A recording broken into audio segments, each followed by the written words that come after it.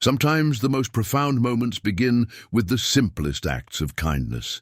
In the rugged foothills of Colorado, where mountain trails wind through ancient pines and the air carries the promise of winter, Cal Porter was just trying to clear his head when he heard the cry. A former firefighter with weathered hands and a heart still healing from loss, he'd taken to these solitary hikes as his way of making sense of single fatherhood and starting over. The young girl trapped beneath the fallen aspen was someone else's daughter, but in that moment she became his responsibility. He didn't think about reward or recognition as he stabilized her broken leg with branches and his flannel shirt, didn't consider consequences as he carried her down the treacherous path. He simply did what needed doing. But what happens when that simple act of heroism collides with a world of wealth beyond imagination? Before we jump back in, tell us where you're tuning in from. And if this story touches you, make sure you're subscribed, because tomorrow I've saved something extra special for you. The morning sun painted the Colorado landscape in shades of amber and gold, casting long shadows across the valley where Milbrook nestled between rolling hills and the distant peaks of the Rockies. It was the kind of small town where neighbors still waved from their porches, where the local diner served coffee strong enough to wake the dead, and where everyone knew your business, whether you wanted them to or not. Cal Porter stood at the kitchen window of his modest rental house, watching steam rise from his coffee mug as his 8-year-old son Jake scarfed down pancakes at the scarred wooden table behind him. The boy's enthusiasm for breakfast was one of the few constants in their world these days, a bright spot in the careful routine they'd built together over the past 2 years. "Dad, Mrs. Henderson says there's going to be snow on the mountain peaks this weekend," Jake announced between bites, syrup sticky on his chin. "Can we go hiking? You promised we'd explore that new trail before it gets too cold." Cal turned from the window, noting how his son's eyes lit up at the mention of adventure. At 8, Jake possessed an irrepressible curiosity about the world, a quality that both delighted and terrified his father. The boy had inherited his mother's fearless spirit, and that thought brought the familiar tightness to Cal's chest. "We'll see, buddy," Cal said, settling into the chair across from Jake. "Depends on the weather and whether you get your homework done without me having to remind you 17 times. Jake grinned, revealing the gap where his front tooth used. "To be. I only forgot twice yesterday." "Progress," Cal acknowledged with a wry smile. The house around them bore the signs of 2 bachelors learning to navigate domestic life together. It wasn't much. 3 bedrooms, 1 bathroom, a kitchen that had seen better decades, but it was theirs. Cal had chosen it specifically for its proximity to the elementary school and the hiking trails that crisscrossed the surrounding foothills. After the suffocating months in his brother's guest room following Sarah's death, even this simple rental felt like a palace of independence. Cal's phone buzzed against the table, displaying a text from his supervisor at the hardware store where he worked. Another employee had called in sick, which meant another long day of lifting heavy supplies and answering questions about home improvement projects he'd never attempted himself. It wasn't the career he'd planned. Nothing about his current life resembled the future he'd envisioned when he'd been a lieutenant with the Denver Fire Department. But it paid the bills and kept food on the table. "Gotta run, Jake," he said, draining the last of his coffee. "Mrs. Patterson will be here in 20 minutes to walk you to school. Can't I just walk by myself? I'm 8 now." "8's not 28, sport. Rules are rules." Jake's expression suggested he found this particular rule unreasonable, but he'd learned not to push too hard. Both Porter men had developed an instinct for recognizing when flexibility ended and immovable boundaries began. Cal grabbed his work jacket from the hook by the door, pausing to ruffle Jake's hair. "Be good for Mrs. Patterson. And remember, homework. And first, then video games, and call if there's any emergency," Jake recited with the practiced ease of repetition. "That's my boy." The drive to Miller's Hardware took Cal through the heart of Milbrook, past the courthouse with its weathered brick facade, the library where Jake spent rainy afternoons, and Rosie's Diner, where half the town gathered for coffee and gossip each morning. Cal had fallen into the rhythm of this place more easily than he'd expected. After the constant urgency of emergency response work, there was something soothing about the measured pace of small-town life. At the hardware store, Cal found his boss, Tom Miller, already wrestling with a shipment of lumber in the back lot. Tom was 63, built like a fire hydrant, and possessed the kind of practical wisdom that came from 40 years of helping people fix things that were broken. "Morning, Cal. Thanks for coming in early. Jerry's got the flu, and we've got contractors. Coming in all day for supplies?" "No problem." Cal grabbed a pair of work gloves from his back pocket. "Where do you want to start?" The morning flew by in a blur of inventory and customer service. Cal found genuine satisfaction in helping folks solve their problems, whether it was matching paint colors for a kitchen renovation or explaining the difference between wood screws and drywall anchors. There was something honest about the work that appealed to him. People came in with broken things, and he helped them find ways to make those things whole again. During his lunch break, Cal walked the 3 blocks to Jake's school, a tradition he'd maintained since they'd moved to Milbrook. He liked to watch his son emerge from the red brick building, backpack bouncing, usually in animated conversation with whatever friend had captured his attention that day. It was one of those small parental pleasures that helped Cal remember why all the other struggles were worth enduring. Today, Jake burst through the school doors with unusual excitement, practically vibrating with energy as he spotted his father waiting by the flagpole. "Dad! Dad! Guess what happened in Mrs. Thompson's class today?" "Let me guess," Cal said, falling into step beside his son as they headed toward home. "You discovered a new species of mathematics." "No, silly. Though I did get my multiplication test back and I got a 92. Jake's pride was unmistakable. "But that's not the best part. We're doing a project about community helpers, and I picked firefighters. And Mrs. Thompson said I should interview someone who actually fought fires, and I said I knew the best one in the whole world." Cal felt his chest tighten. He'd been careful about sharing details of his previous career with Jake, not wanting to burden the boy with stories of danger and loss. But he'd also tried to be honest about why they'd left Denver and started over in Milbrook. "That sounds like a great project, buddy. What do you need to know?" "Everything." Jake's enthusiasm was infectious despite Cal's reservations. "Like, what was the scariest fire you ever fought? And did you ever save anyone's life?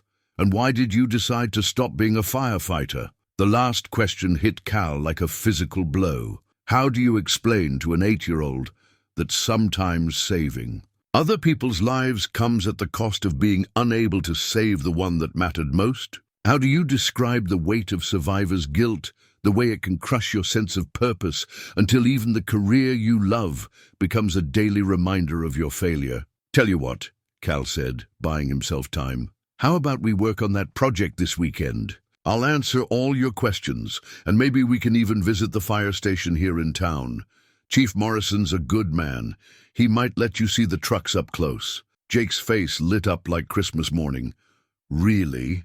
That would be so cool. Wait till I tell Tommy and Marcus." They'd reached home, and Cal watched his son bound up the front steps with renewed energy. Through the living room window, Cal could see Mrs. Patterson, their elderly neighbor who served as Jake's after-school babysitter, settling into her favorite chair with a cup of tea and her crossword puzzle. The woman was a godsend, patient, kind, and possessed of the sort of old-fashioned wisdom that seemed to be vanishing from the world. "Afternoon, Mrs. Patterson," Cal called as they entered. "How was our boy today?" "Good as gold, as always," she replied, though her knowing smile suggested Jake hadn't been quite as angelic as advertised. Though he did try to convince me that his homework assignment was to watch cartoons for educational purposes. "Is that so?" Cal raised an eyebrow at his son, who had the grace to look slightly sheepish. "It was worth a try." Jake said with a shrug that was far too sophisticated for his 8 years. Homework first, Cal reminded him. I'll be back by 6 with dinner. The afternoon at the hardware store passed quietly, giving Cal time to think about Jake's project and the questions it would inevitably raise. He'd known this day would come, the day when his son would want to understand more about the man his father had been before their world had changed forever. Cal had hoped to have more time to prepare, to find the right words, to explain choices that sometimes felt inexplicable, even to himself. As closing time approached, Cal began the familiar routine of securing the store, counting down the register, and preparing for another evening of single parenthood. It was a life that had become comfortable in its predictability, safe in its limitations. Cal had convinced himself that contentment was enough, that asking for more was both selfish and dangerous. He was locking the front door when he noticed the black SUV parked across the street, its tinted windows making it impossible to see inside. Something about the vehicle struck him as out of place in Milbrook, where most folks drove pickup trucks or sensible sedans. But then Mrs. Kowalski's grandson was visiting from Denver, and young people seemed to favor flashier transportation. These days, Cal dismissed the thought and headed home to Jake, unaware that in less than 48 hours, that same sense of something being out of place would prove to be prophetic in ways he couldn't possibly imagine. Saturday morning arrived with the kind of crystalline clarity that made the Colorado mountains look close enough to touch. Cal stood on his back porch, breathing in air so clean it seemed to cleanse something deep in his lungs, while Jake bounced around the kitchen behind him, barely containing his excitement about their planned hike. "Dad, did you pack the first aid kit?" Jake called through the screen door. "And the water? And the trail mix? And did you remember to charge the GPS?"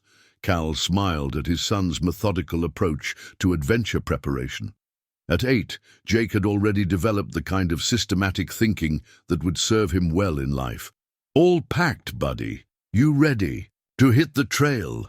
The drive to the trailhead took them through some of the most beautiful country Cal had ever seen. The aspen trees were just beginning their autumn transformation, splashing the mountainsides with brilliant gold that seemed to glow against the dark green of the evergreens. Jake pressed his face to the passenger window, pointing out wildlife and asking questions about everything, from tree identification to weather patterns. They parked at the small gravel lot that marked the beginning of the Cascade Falls Trail, a moderate 3-mile hike that Cal had been promising to tackle with Jake for weeks. The trail was popular with families, well-maintained, but challenging enough to give an 8-year-old a sense of real accomplishment.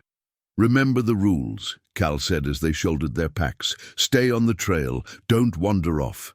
And if I see something dangerous, call for you immediately," Jake recited. "Got it, Dad." The first mile passed in comfortable companionship, with Jake's chatter providing a pleasant soundtrack to their climb. Cal found himself relaxing in a way that had become increasingly rare, letting the rhythm of walking and the beauty of the landscape quiet the constant low-level anxiety that seemed to be his default state these days. They were approaching a particularly scenic overlook when Cal heard it, a sound that cut through the mountain silence like a knife. It was a child's voice, high and terrified, calling for help. Cal's entire body went rigid, every instinct from his firefighting days snapping to attention. "Jake, stop!" "What is it, Dad?" "Shh, listen." The cry came again, definitely a young voice, definitely in distress. Cal's mind immediately shifted into emergency mode, assessing distance, terrain, and potential hazards. "Someone's in trouble," Jake whispered, his eyes wide. "Stay right here," Cal commanded, his voice carrying the authority that had once directed firefighting crews through burning buildings. "Don't move from this spot. Do you understand me?" Jake nodded solemnly, recognizing the tone that meant his father was no longer just Dad, but someone whose orders could mean the difference between safety and danger. Cal pushed through the underbrush toward the sound, his trained eye automatically cataloging potential hazards, loose rock, unstable footing, areas where a fall could be fatal. The voice was coming from below the main trail in a small ravine where hikers sometimes ventured off-path to explore.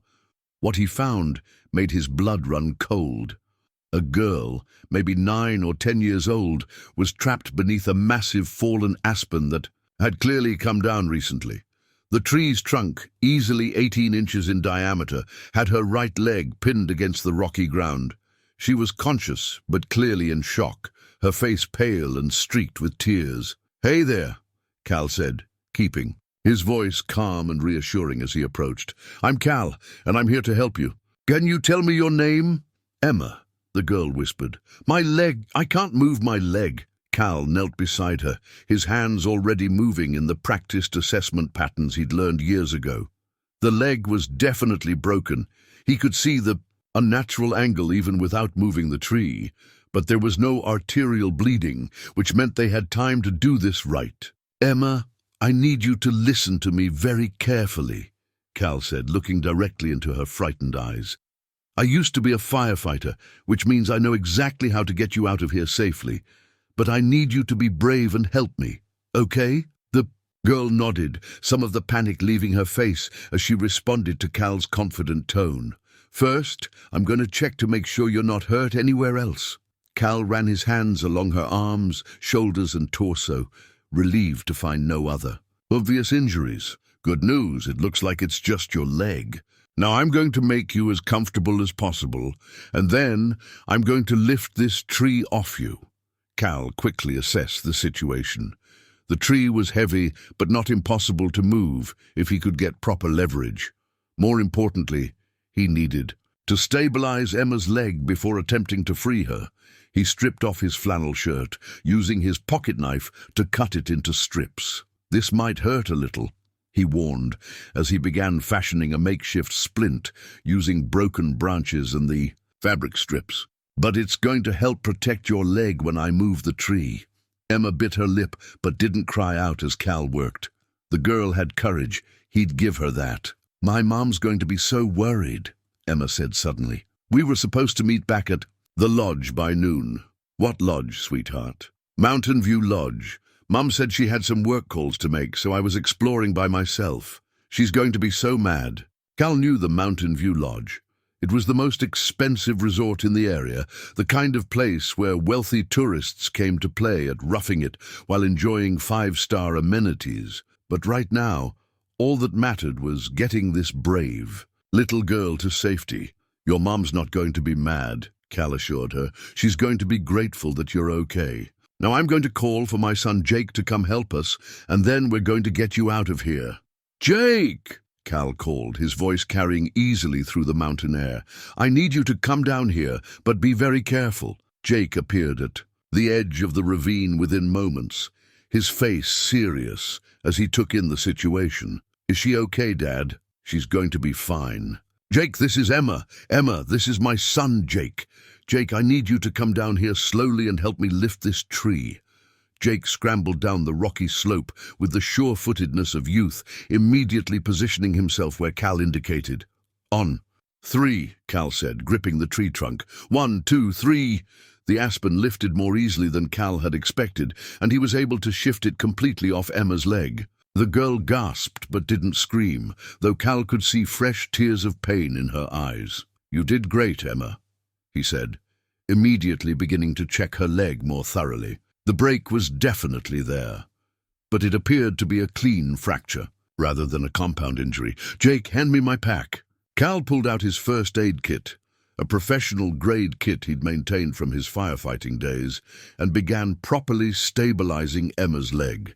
Years of emergency response training kicked in as he worked, his movements efficient and sure. "Now comes the hard part," he told Emma. "I'm going to carry you out of here, but it's going to be a long walk and it might hurt. Can you be brave for just a little longer?" "I think so," Emma said, though her voice was getting weaker. Cal fashioned a carrying sling from his remaining gear, then carefully lifted Emma in his arms.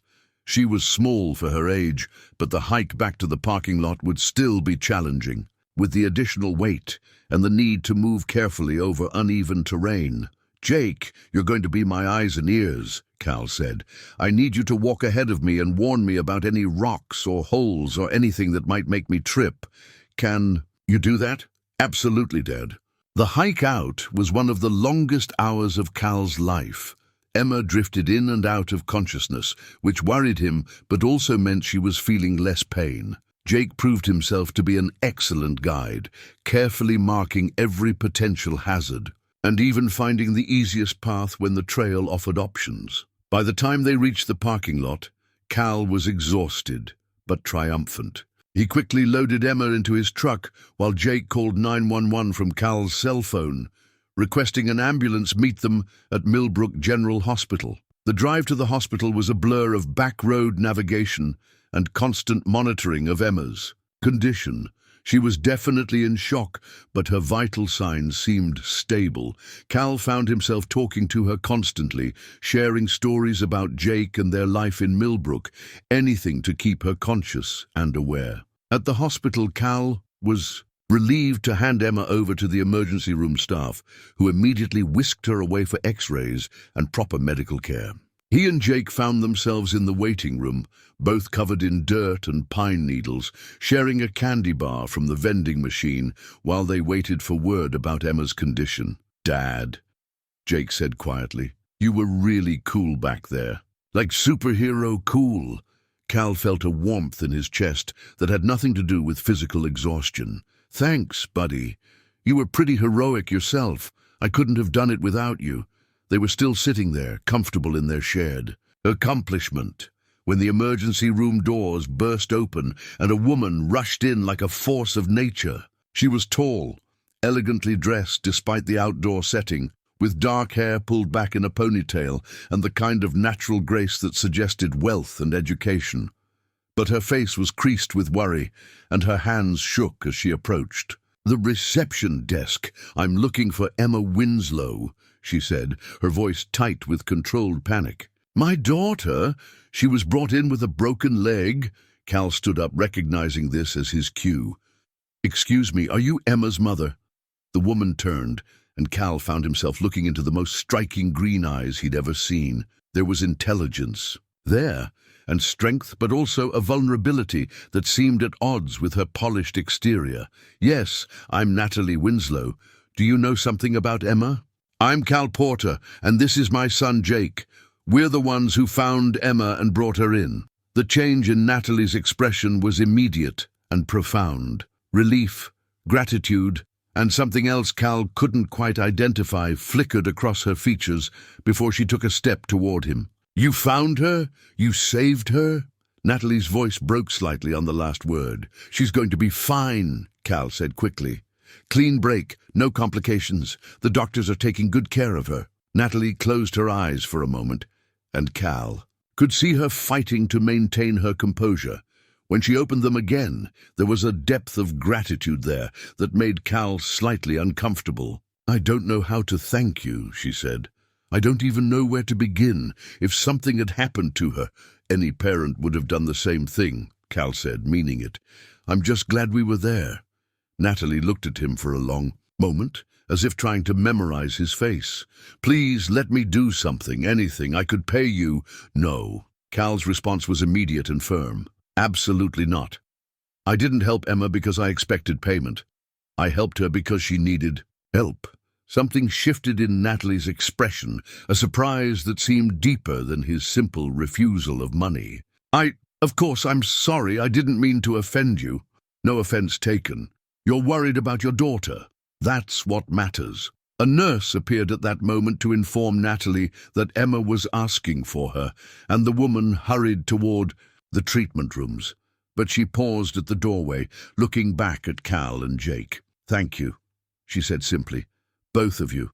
More than you can possibly know." And then she was gone, leaving Cal with the strangest feeling that this chance encounter was going to prove far more significant than either of them could possibly imagine. The days following Emma's rescue settled into their familiar rhythm, but Cal found his thoughts drifting more often than usual to the woman with the striking green eyes. There was something about Natalie Winslow that he couldn't quite shake.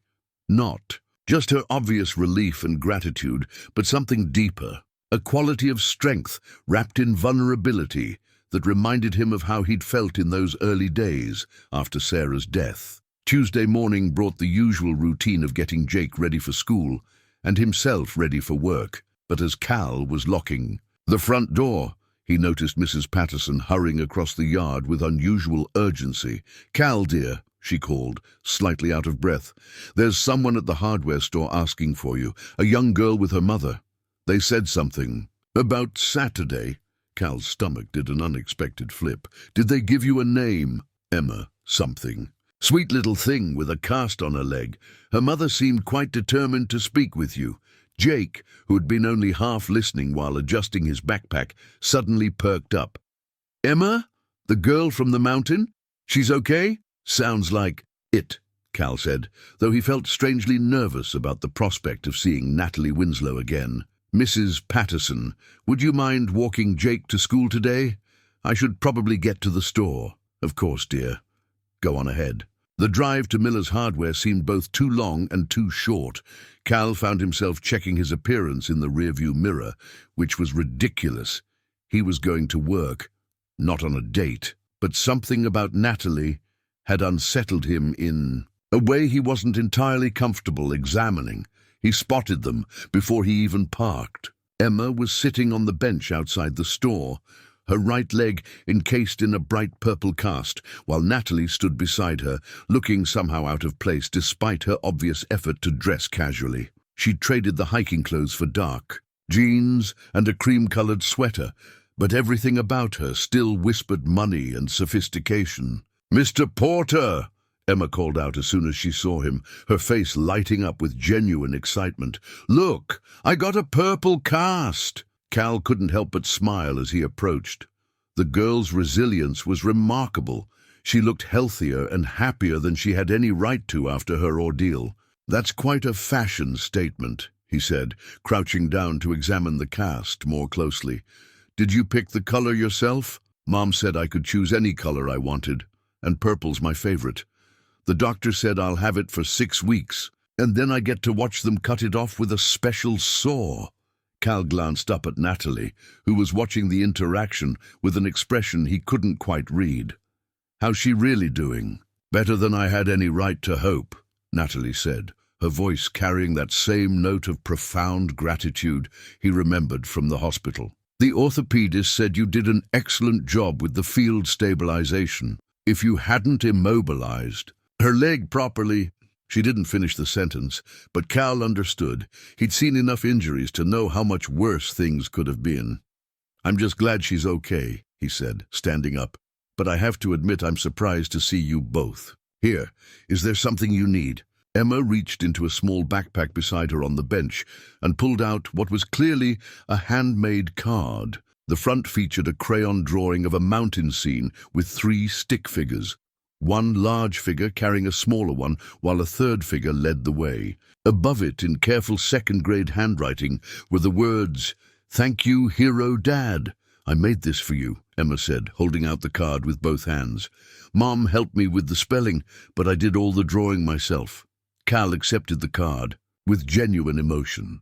Inside, Emma had written, "Dear Mr. Porter, thank you for saving me and being so brave. You are the best hero ever. Your friend Emma. P.S. Jake is really cool too." This is beautiful, Emma. Thank you so much." Cal looked up to find Natalie watching him with an intensity that made him slightly uncomfortable. "You really didn't need to go to all this trouble." "Yes, we did," Natalie said firmly. "Emma insisted, and frankly so did I. What you did on Saturday, it meant everything to us." There was an awkward pause as Cal struggled to find the right response. He'd never been comfortable with gratitude, even when it was justified. Years of emergency response work had taught him that doing the right thing was its own reward. "Would you like to come inside?" he asked, gesturing toward the store. "It's getting chilly out here, and Emma probably shouldn't be sitting in the cold with that cast." "That would be nice," Natalie said, helping Emma to her feet. Inside Miller's Hardware, Cal watched Natalie's reaction to his workplace with curious interest. She seemed genuinely fascinated by the organized chaos of tools, supplies, and equipment that filled every available space. Emma, meanwhile, was immediately drawn to a display of colorful rope near the front counter. "This is where you work?" Natalie asked, running her hand along a row of paint samples. 5 days a week, Cal confirmed. "It's not glamorous, but it's honest work, and Tom's a good boss." "I think it's wonderful," Natalie said, and something in her tone suggested she meant it. "There's something satisfying about a place where people come to fix things, to build things. It must be rewarding to help them solve their problems." Cal found himself studying her face, looking for signs of condescension or polite insincerity, but her expression seemed genuinely thoughtful. "You'd be surprised how many people come in here completely overwhelmed by home improvement projects. Sometimes just pointing them toward the right aisle makes their whole day better." "Mom," Emma called from her position near the rope display, "can we buy some of this rope? I want to learn how to tie knots like Mr. Porter showed me." Natalie looked confused. "When did he show you knots?" "When he was making the thing for my leg," Emma explained. "He tied all these special knots to hold the sticks in place. He said firefighters have to know lots of different knots for different jobs." "She's got a good memory," Cal said, "though I'm not sure your mother wants you practicing rope work with a broken leg." "Actually," Natalie said slowly, "I think that's a wonderful idea. Emma's always been interested in practical skills, and learning something from her rescuer seems appropriate." Cal found himself warming to this woman, despite his usual caution around strangers. There was something refreshing about her willingness to let Emma pursue interests that might get her dirty or challenge her in real ways. "Tell you what," he said to Emma, "if your mom agrees, I could show you and Jake some basic knots this weekend. Nothing dangerous, just useful things like how to tie a proper square knot or a bowline." Emma's face lit up like Christmas morning. "Could we, Mom? Please?" Natalie hesitated, and Cal could see her weighing considerations he couldn't guess at. "I wouldn't want to impose on your time." "No imposition," Cal said quickly. "Jake would love it. And honestly, it would be nice for Emma to see that she didn't let the mountain beat her. Sometimes the best way to get over a scare is to learn more about the thing that scared you." "In that case, yes," Natalie said, her smile transforming her entire face. "I think that would be wonderful." They were interrupted by the arrival of Tom Miller, who emerged from the back office with his characteristic combination of curiosity and protective instinct toward his employees. "Cal, everything all right out here?" "Tom, I'd like you to meet Natalie and Emma Winslow. Emma's the young lady I told you about from Saturday's hike." Tom's expression immediately softened as he took in Emma's cast and bright smile. "Well, I'll be. You're the little adventurer who gave everyone such a scare. How are you feeling, sweetheart?" "Much better, thank you," Emma said politely. "Mr. Porter is the best rescuer in the whole world." "That he is," Tom agreed, shooting Cal a meaningful look. "We're lucky to have him around here." Cal felt heat rise in his cheeks. "Tom, don't you Tom me, son. What you did up there was something special, and this whole town knows it." Tom turned to Natalie. "I hope you know you've got a real hero in your corner." "I'm beginning to understand that," Natalie said, her gaze finding Cal's and holding it for a moment longer than was strictly comfortable. The bell above the door chimed, announcing the arrival of Cal's first customer of the day, Mrs. Kowalski, looking for advice about a leaky faucet. Cal excused himself to help her, but he was acutely aware of Natalie and Emma watching as he worked. "Young man," Mrs. Kowalski said after Cal had loaded her purchase into her car, "that's quite a lovely family you've got visiting." "Oh, we're not." Cal stumbled over the words, realizing how the situation must have looked to outside observers. Mrs. Kowalski's knowing smile suggested she wasn't buying his protests. "Of course, dear. None of my business anyway." When Cal returned to the store, he found Natalie helping Emma select a length of rope, while Tom regaled them with stories about the various projects customers had brought to him over the years. There was something so natural about the scene that Cal felt a pang of longing he hadn't experienced in months. All set? He asked as they approached the counter. I think so, Natalie said. How much do we owe you for the rope? On the house, Cal said quickly. Consider it part of Emma's continuing education. Natalie looked like she wanted to argue, but something in Cal's expression must have warned her off. Thank you for everything. As they prepared to leave, Emma turned back to Cal with sudden urgency. Mr. Porter, what's Jake's favorite color? I want to make him a card too, since he helped save me. Blue, Cal said without hesitation. Definitely blue. Perfect. I'll bring it when we come for knot lessons. After they left, Cal found himself standing at the front window, watching Natalie help Emma into what he now realized was an expensive SUV. There was something about the careful way she moved, the obvious quality of her clothes, despite their casual style, that suggested more money than was typical for Milbrook visitors. Nice family, Tom commented from behind him. It's not like that, Cal said, turning away from the window. Course not, Tom said with barely concealed amusement. Though if I was 30 years younger and had just rescued that woman's daughter, I might consider whether it could be like that. Cal didn't respond, but as he went back to his morning tasks, he found himself thinking about Natalie's smile and the way Emma had called him a hero. It had been a long time since he'd felt like anyone's hero, least of all his own. The knot-tying lesson that Saturday turned into something much more significant than Cal had anticipated.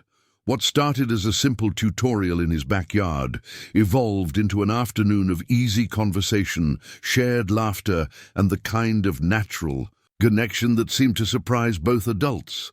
Emma arrived with her promise card for Jake, featuring blue stick figures and the message, "Thank you for helping save me," and immediately threw herself into learning with the single-minded determination that seemed to be her trademark. Jake, initially shy around the newcomers, quickly warmed to Emma's enthusiasm and appointed himself her patient instructor in the finer points of rope work.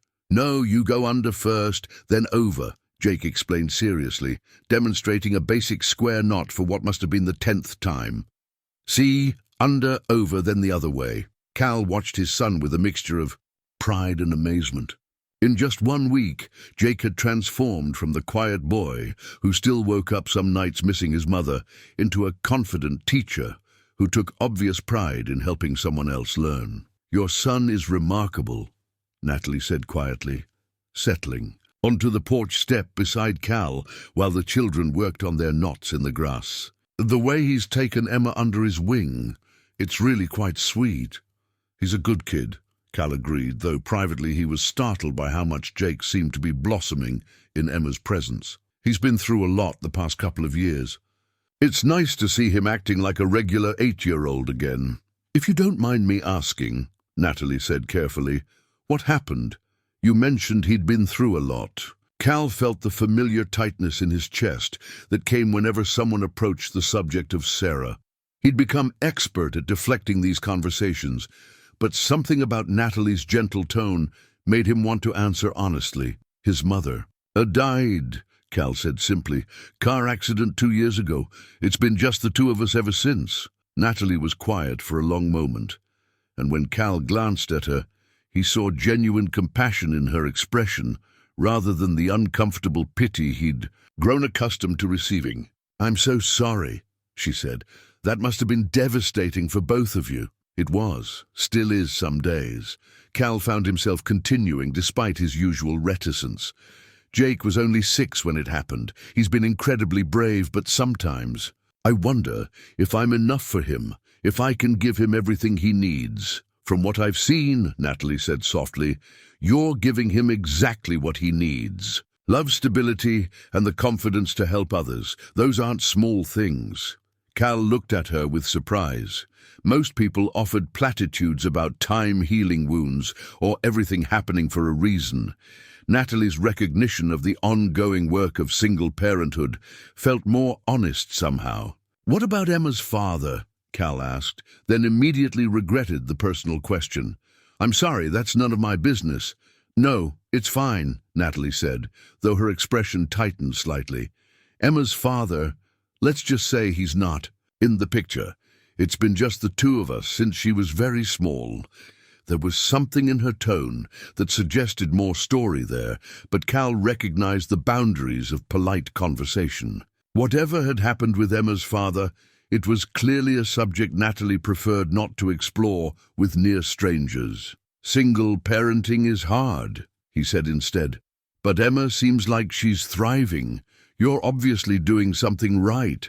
"Some days I'm not so sure," Natalie admitted. "I work too much, I worry too much, and I probably overcompensate in ways that aren't healthy for either of us. This trip to Colorado, it was supposed to be about slowing down, spending quality time together, and instead I nearly lost her on a mountain trail." "But you didn't lose her," Cal pointed out. "And from what I saw at the hospital, you're exactly the kind of mother Emma needs. Present, caring, willing to let her take appropriate risks even after she's been hurt." Natalie smiled. The first, truly, relaxed expression he'd seen from her. "Thank you for saying that. I needed to hear it." They were interrupted by triumphant shouts from the yard, where Emma had finally managed to tie a perfect bowline knot. Jake was practically vibrating with excitement as he called for the adults to come admire Emma's achievement. "That's fantastic." "Emma," Cal said, examining her work with appropriate seriousness, "that's one of the most useful knots you can learn. Sailors use it, climbers use it, and it's almost impossible to jam under pressure." "Can we learn another one?" Emma asked eagerly. "Please." Cal glanced at Natalie, who nodded with amusement. "How about a clove hitch? That's another really practical one." The afternoon stretched on in a pleasant haze of rope work, storytelling, and the kind of easy conversation that made time seem irrelevant. Cal found himself sharing stories about his firefighting days, carefully edited versions that emphasized the teamwork and problem-solving aspects rather than the danger, while Natalie proved to have a surprising knowledge of outdoor skills and survival techniques. "You seem to know a lot about wilderness safety for someone staying at Mountain View Lodge," Cal observed, as they watched the children practice their new knots. "I've always believed in being prepared," Natalie said, though something in her tone suggested there was more to it than simple preparedness. "Besides, after what happened to Emma, I think I need to brush up on my emergency response skills. Have you thought about taking a wilderness first aid course? The community college offers them a couple times a year, and they're really practical. For anyone who spends time outdoors." Natalie's eyes lit up with genuine interest. "That's a wonderful idea. Do you think you might be interested in taking it too? I mean, you probably already know everything they teach, but it might be nice to have a familiar face in the class." Cal felt something flutter in his chest that he hadn't experienced in longer than he cared to admit. "I think that sounds like a great idea," he heard himself saying.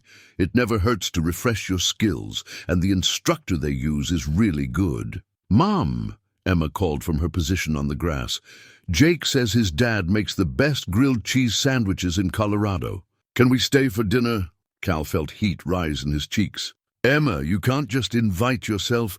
"Actually," Natalie interrupted, "that sounds wonderful if we're not imposing. I'd love to try these legendary grilled cheese sandwiches."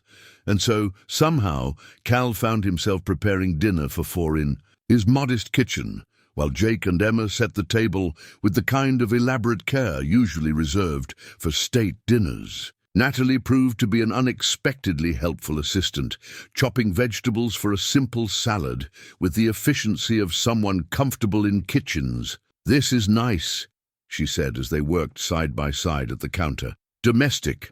I don't get to do this very often." "Demanding job?" Cal asked, though he realized he still had no clear idea what Natalie did for work. "Something like that," she said, and again Cal caught that slight evasiveness that suggested more complexity than she was sharing. "What about you? Do you miss firefighting?" It was Cal's turn to hesitate. "Every day," he admitted finally, "but that life, it wasn't compatible with being the kind of father Jake needs. The hours, the stress, the constant possibility of not coming home. After Sarah died, I realized I needed to choose priorities differently." "That must have been a difficult decision," It was. But looking at Jake now, seeing how stable and happy he is, I know I made the right choice. Dinner was a revelation. The four of them fell into conversation as easily as if they'd been sharing meals for years. Emma regaled them with stories about her school in, Cal noted, California, while Jake shared his latest adventures in Mrs. Thompson's third-grade class. Natalie proved to be an engaged listener who asked thoughtful questions and seemed genuinely interested in the details of small-town life. As the evening wound down and they prepared to clear the table, Cal's phone rang. The caller ID showed Chief Morrison from the Milbrook Fire Department. "Excuse me," Cal said, stepping into the living room to take the call. "Cal, sorry to bother you at home," Chief Morrison said, "but we've got a situation developing up on Lookout Ridge. Hiking party's been overdue for 6 hours, and with the weather moving in, we're organizing a search. I know you're not on the roster anymore, but you know that area better than anyone, and frankly, we could use your expertise." Cal felt the familiar surge of adrenaline that came with emergency calls. Through the kitchen doorway, he could see Natalie helping Jake clear dishes, while Emma told an animated story about her art class. The scene was so perfectly domestic, so far removed from the world of emergency response, that for a moment he felt torn between two very different versions of himself. "I'll be there in 20 minutes, he said finally. When he returned to the kitchen, 3 pairs of eyes were watching him with varying degrees of concern. "Everything okay, Dad?" Jake asked. "There's a search and rescue operation starting," Cal explained. "Some hikers are missing up on Lookout Ridge. I need to go help." "Of course you do," Natalie said immediately. "What can we do to help?" Cal looked at her with surprise. "You don't need to—" "I meant with Jake," she clarified. "If you need someone to stay with him while you're gone." Cal felt something shift in his chest, a warmth that had nothing to do with the dinner they'd shared. The offer was practical, thoughtful, and spoke to an understanding of single parenthood that most people didn't possess. "That's very kind of you," he said. "But Mrs. Patterson can come over. I couldn't ask you to—" "Dad," Jake interrupted, "could Emma sleep over? We could have a campout in the living room, and Natalie could make sure we don't burn the house down." Cal looked at his son's hopeful face, then at Emma's equally eager expression, and finally at Natalie's gentle smile. "Only if you're absolutely—" "Sure," he said to Natalie. "I don't know how long this will take." "We'll be fine," she assured him. "Go do what you do best." As Cal gathered his gear and prepared to leave, he found himself marveling at how naturally this unusual family grouping had formed. Jake was already explaining the finer points of living room camping to Emma, while Natalie was making mental notes about bedtime routines and emergency contacts. "Be careful," she said as he headed for the door, and something in her tone made him turn back. "Always am," he said, though they both knew that careful and search and rescue didn't always go together. "I mean it," Natalie said, her green eyes serious. "Jake needs you to come home safely, and so does Emma. She's gotten quite attached to her rescuer." Cal felt his throat tighten unexpectedly. "I'll be back before breakfast," he promised. As he drove toward Lookout Ridge, Cal found himself thinking about the evening he was leaving behind. The easy conversation, the shared laughter, the sense of family that had settled over his kitchen, like a warm blanket. It had been so long since his house had felt truly full, so long since Jake had someone besides his father to look up to. But even as these thoughts warmed him, a small voice in the back of his mind wondered what he really knew about Natalie Winslow. She was clearly educated, obviously well off, and seemed genuinely caring toward both children. But there was something about her careful evasions, her reluctance to discuss her work or her background, that suggested she was keeping significant parts of her life private. As he pulled into the fire station parking lot and prepared to join the search team, Cal pushed these concerns aside. Whatever Natalie's secrets might be, she'd proven herself trustworthy with the most important thing in his life, his son. For now, that was enough. Cal returned home at dawn to find his living room transformed into an elaborate blanket fort, with Jake and Emma sleeping peacefully among scattered books and empty popcorn bowls. Natalie was curled up in his reading chair, still dressed, but covered with the throw blanket Sarah had knitted their first winter together. The sight of her there, in his wife's chair, surrounded by the evidence of a successful sleepover, created a complex mix of emotions Cal wasn't quite prepared to examine. He moved quietly through the kitchen, starting coffee and surveying the surprisingly minimal damage 2 8-year-olds and their supervisor had managed to inflict on his home. The dishes were washed, the counters were clean, and there was even a plate of homemade pancakes waiting in the refrigerator with a note, "For the returning hero. Just reheat in microwave. The kids were perfect. Thank you for trusting me." N. Cal found himself staring at the note longer than was strictly necessary, touched by the thoughtfulness and the careful way she'd signed it. Not Natalie or Mrs. Winslow, but simply N, as if they'd moved past formalities into something more personal. How did it go? Natalie's soft voice made him turn. She was standing in the kitchen doorway, hair mussed from sleep, but somehow still managing to look elegant. "We found them," Cal said quietly. "Cold and scared, but safe. Family from Denver who'd taken a wrong trail and gotten turned around when the fog rolled in." "Thank goodness." Natalie moved to the coffee maker, automatically pouring 2 cups, as if this morning routine was something they'd established over years rather than hours. "You must be exhausted." Cal accepted the coffee gratefully, noting how Natalie had prepared it exactly the way he liked it, strong black with just a hint of sugar. The observation was both comforting and slightly unsettling, suggesting she'd been paying closer attention to his preferences than he'd realized. "How were the kids?" "Angels," Natalie said with a smile that suggested the evening hadn't been entirely without challenges. "Though I learned that Jake has very strong opinions about the proper way to build a blanket fort, and Emma has apparently inherited my stubborn streak when it comes to bedtime negotiations." They stood in comfortable silence for a moment, sipping their coffee and listening to the soft sounds of children sleeping in the next room. Cal found himself studying Natalie's profile in the early morning light, noting the way exhaustion had softened her usual careful composure. "You didn't have to clean up," he said finally. "Of course I did. You trusted me with your son. That's not something I take lightly." There was something in her tone that suggested deeper meaning, and Cal found himself wondering again about the circumstances that had made her a single mother. Emma clearly adored her, but there was an independence to their relationship that spoke of long practice at being a team of 2. "Natalie," he began, then stopped, unsure how to voice the questions that had been building over the past few weeks. "What is it?" Cal hesitated, torn between curiosity and respect for her obvious boundaries. "I was wondering, you mentioned you work too much, but you've been in Milbrook for what, 3 weeks now? That's a pretty generous vacation policy." He watched something flicker across Natalie's expression, wariness perhaps, or calculation. "I'm self-employed," she said after a moment. "I have more flexibility than most people." It wasn't quite an answer, and they both knew it, but before Cal could decide whether to push further, the sound of stirring children drifted from the living room, followed by Jake's voice announcing to Emma that they needed to take down the fort before his dad saw the mess.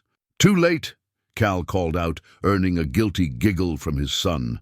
The next hour passed in the pleasant chaos of breakfast preparation and sleepover aftermath.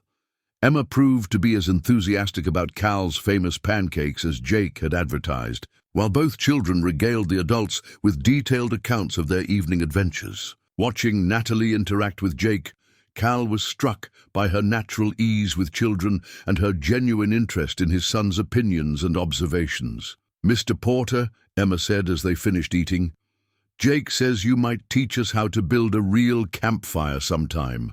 Could you?" Cal glanced at Natalie, who nodded encouragingly. "I think that could be arranged, though we'd need to find a safe place to practice, and your mom would need to approve the lesson plan." "I trust your judgment," Natalie said, and something. In the way she said it made Cal's chest tighten unexpectedly. After breakfast, as they prepared for Natalie and Emma to return to their lodge, Cal found himself reluctant to see them leave. The morning had felt so natural, so right, that the prospect of returning to his and Jake's usual routine seemed oddly empty. "What are your plans for the rest of the day?" he asked, as Natalie gathered Emma's overnight things. "Nothing too exciting. Emma needs to catch up on some schoolwork, and I have a few calls to make." Again, that slight evasiveness when her work came up. Cal was beginning to recognize the pattern, though he still couldn't figure out what she might be hiding. Self-employment covered a lot of territory, from freelance consulting to running a small business, but something about Natalie's careful phrasing suggested more complexity than she was sharing. "Well," he said, "if you find yourselves free this afternoon, Jake and I usually take a walk around Milbrook Lake on Sundays. Emma might enjoy feeding the ducks." "That sounds wonderful," Natalie said, her smile seeming more relaxed than it had been all morning. "What time?" "Around 2. We could meet at the main parking area." As they made plans, Cal noticed Jake watching the interaction with obvious satisfaction.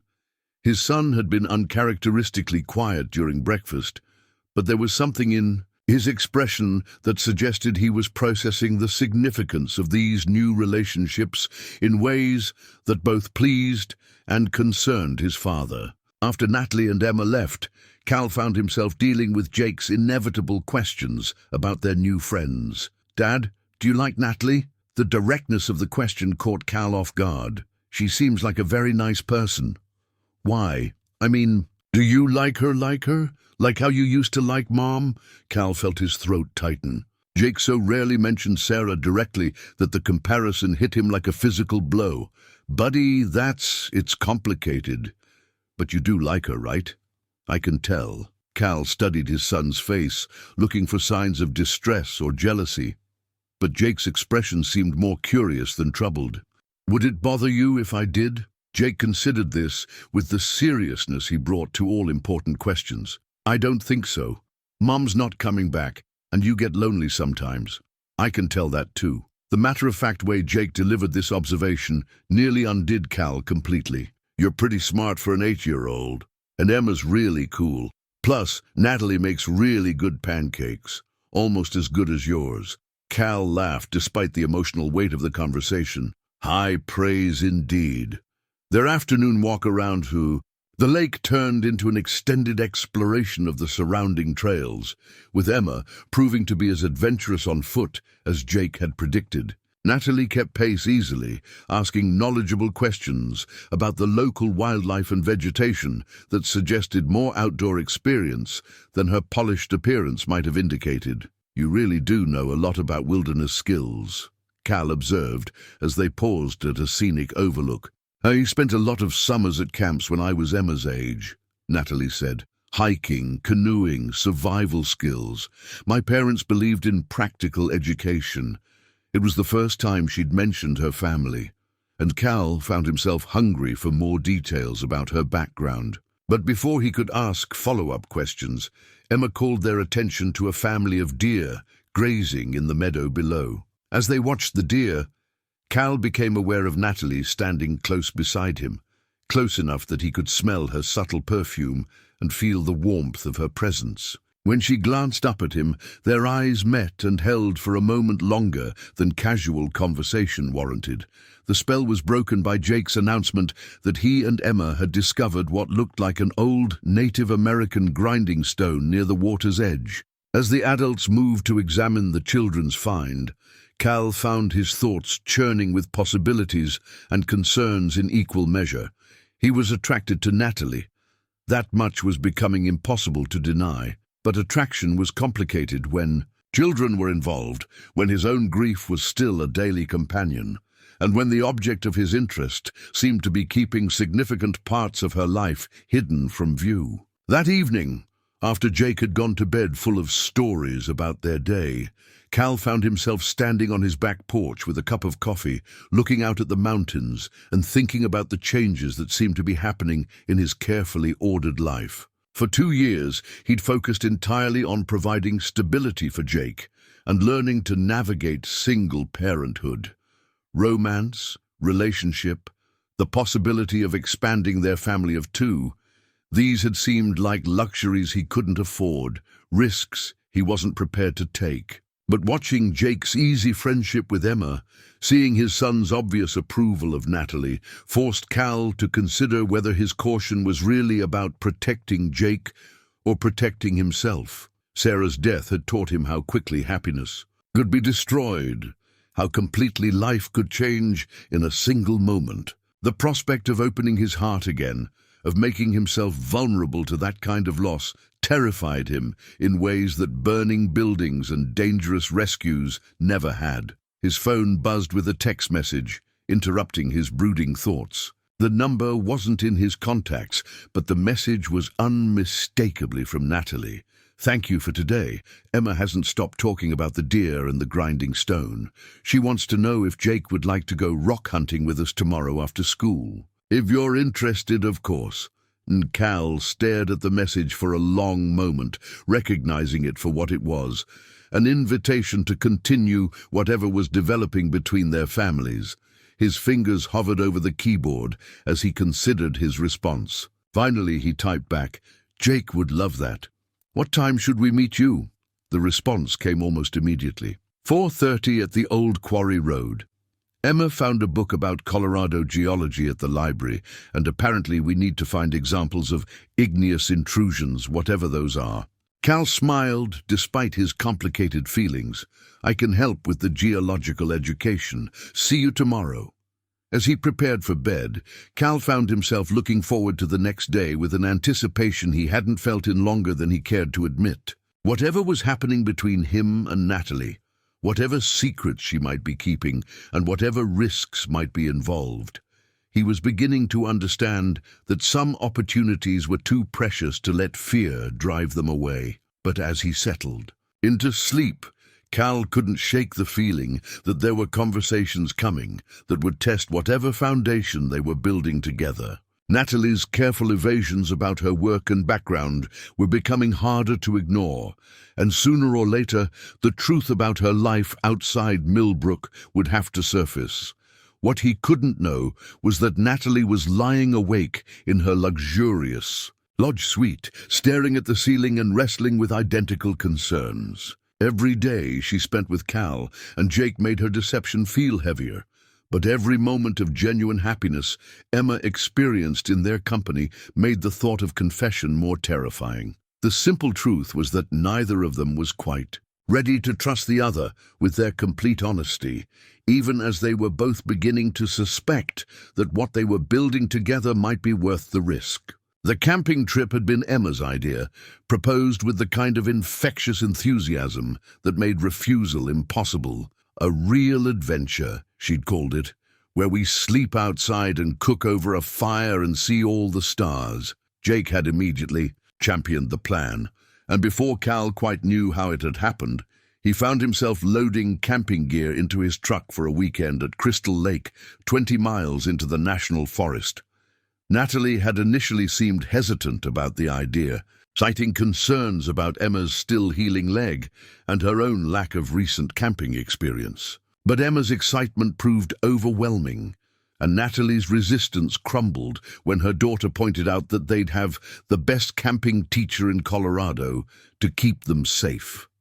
Now, as Cal navigated the winding forest road toward their campsite, he found himself stealing glances at Natalie in the passenger seat. She'd traded her usual polished casual wear for genuine outdoor gear, hiking boots, cargo pants, and a fleece jacket that looked both expensive and practical. The transformation was striking, as if she'd shed a layer of careful sophistication. Along with her designer clothes, "You look like you know what you're doing," Cal observed, as they pulled into the campsite. "I told you, I spent a lot of summers camping," Natalie replied, but there was something almost wistful in her tone. "Though it's been longer than I care to admit since I've slept in a tent." The campsite was perfect, a level clearing surrounded by towering pines, with easy access to the lake, and a stone fire ring that suggested many previous camping families had found this spot equally appealing.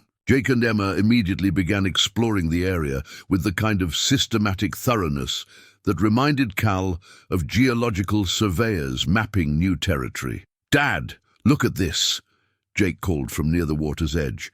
"There's a whole family of beavers, and Emma found what might be an old beaver dam." Cal and Natalie followed the children's voices to discover that Emma had indeed found the remnants of a beaver dam, plus what appeared to be several active lodges along the far shore of the lake. "This is incredible," Natalie said, her voice filled with genuine wonder. "Emma, do you realize how lucky we are to see this? Beaver families are notoriously shy around humans. Can we watch them build stuff?" Emma asked eagerly. "Jake says beavers are like nature's construction workers. If we're very quiet and very patient, we might get to see them working this evening," Cal said. Beavers are most active at dusk and dawn.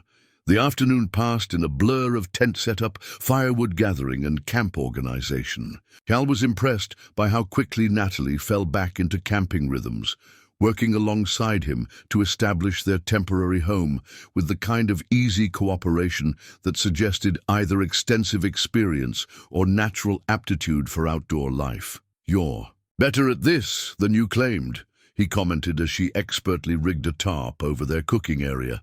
"Muscle memory," Natalie said with a smile that seemed more relaxed than any expression he'd seen from her.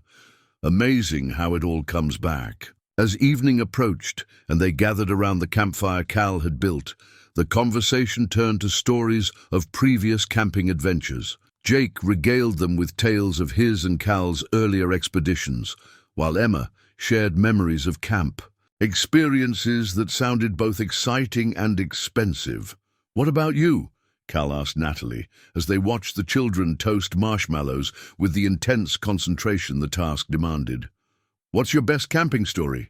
Natalie was quiet for a moment, staring into the fire with an expression that suggested she was sifting through memories that carried more weight than simple nostalgia. "When I was 12, she said finally, "my family took a 2-week trip through Yellowstone and Grand Teton, just us, no guides, no luxury lodges.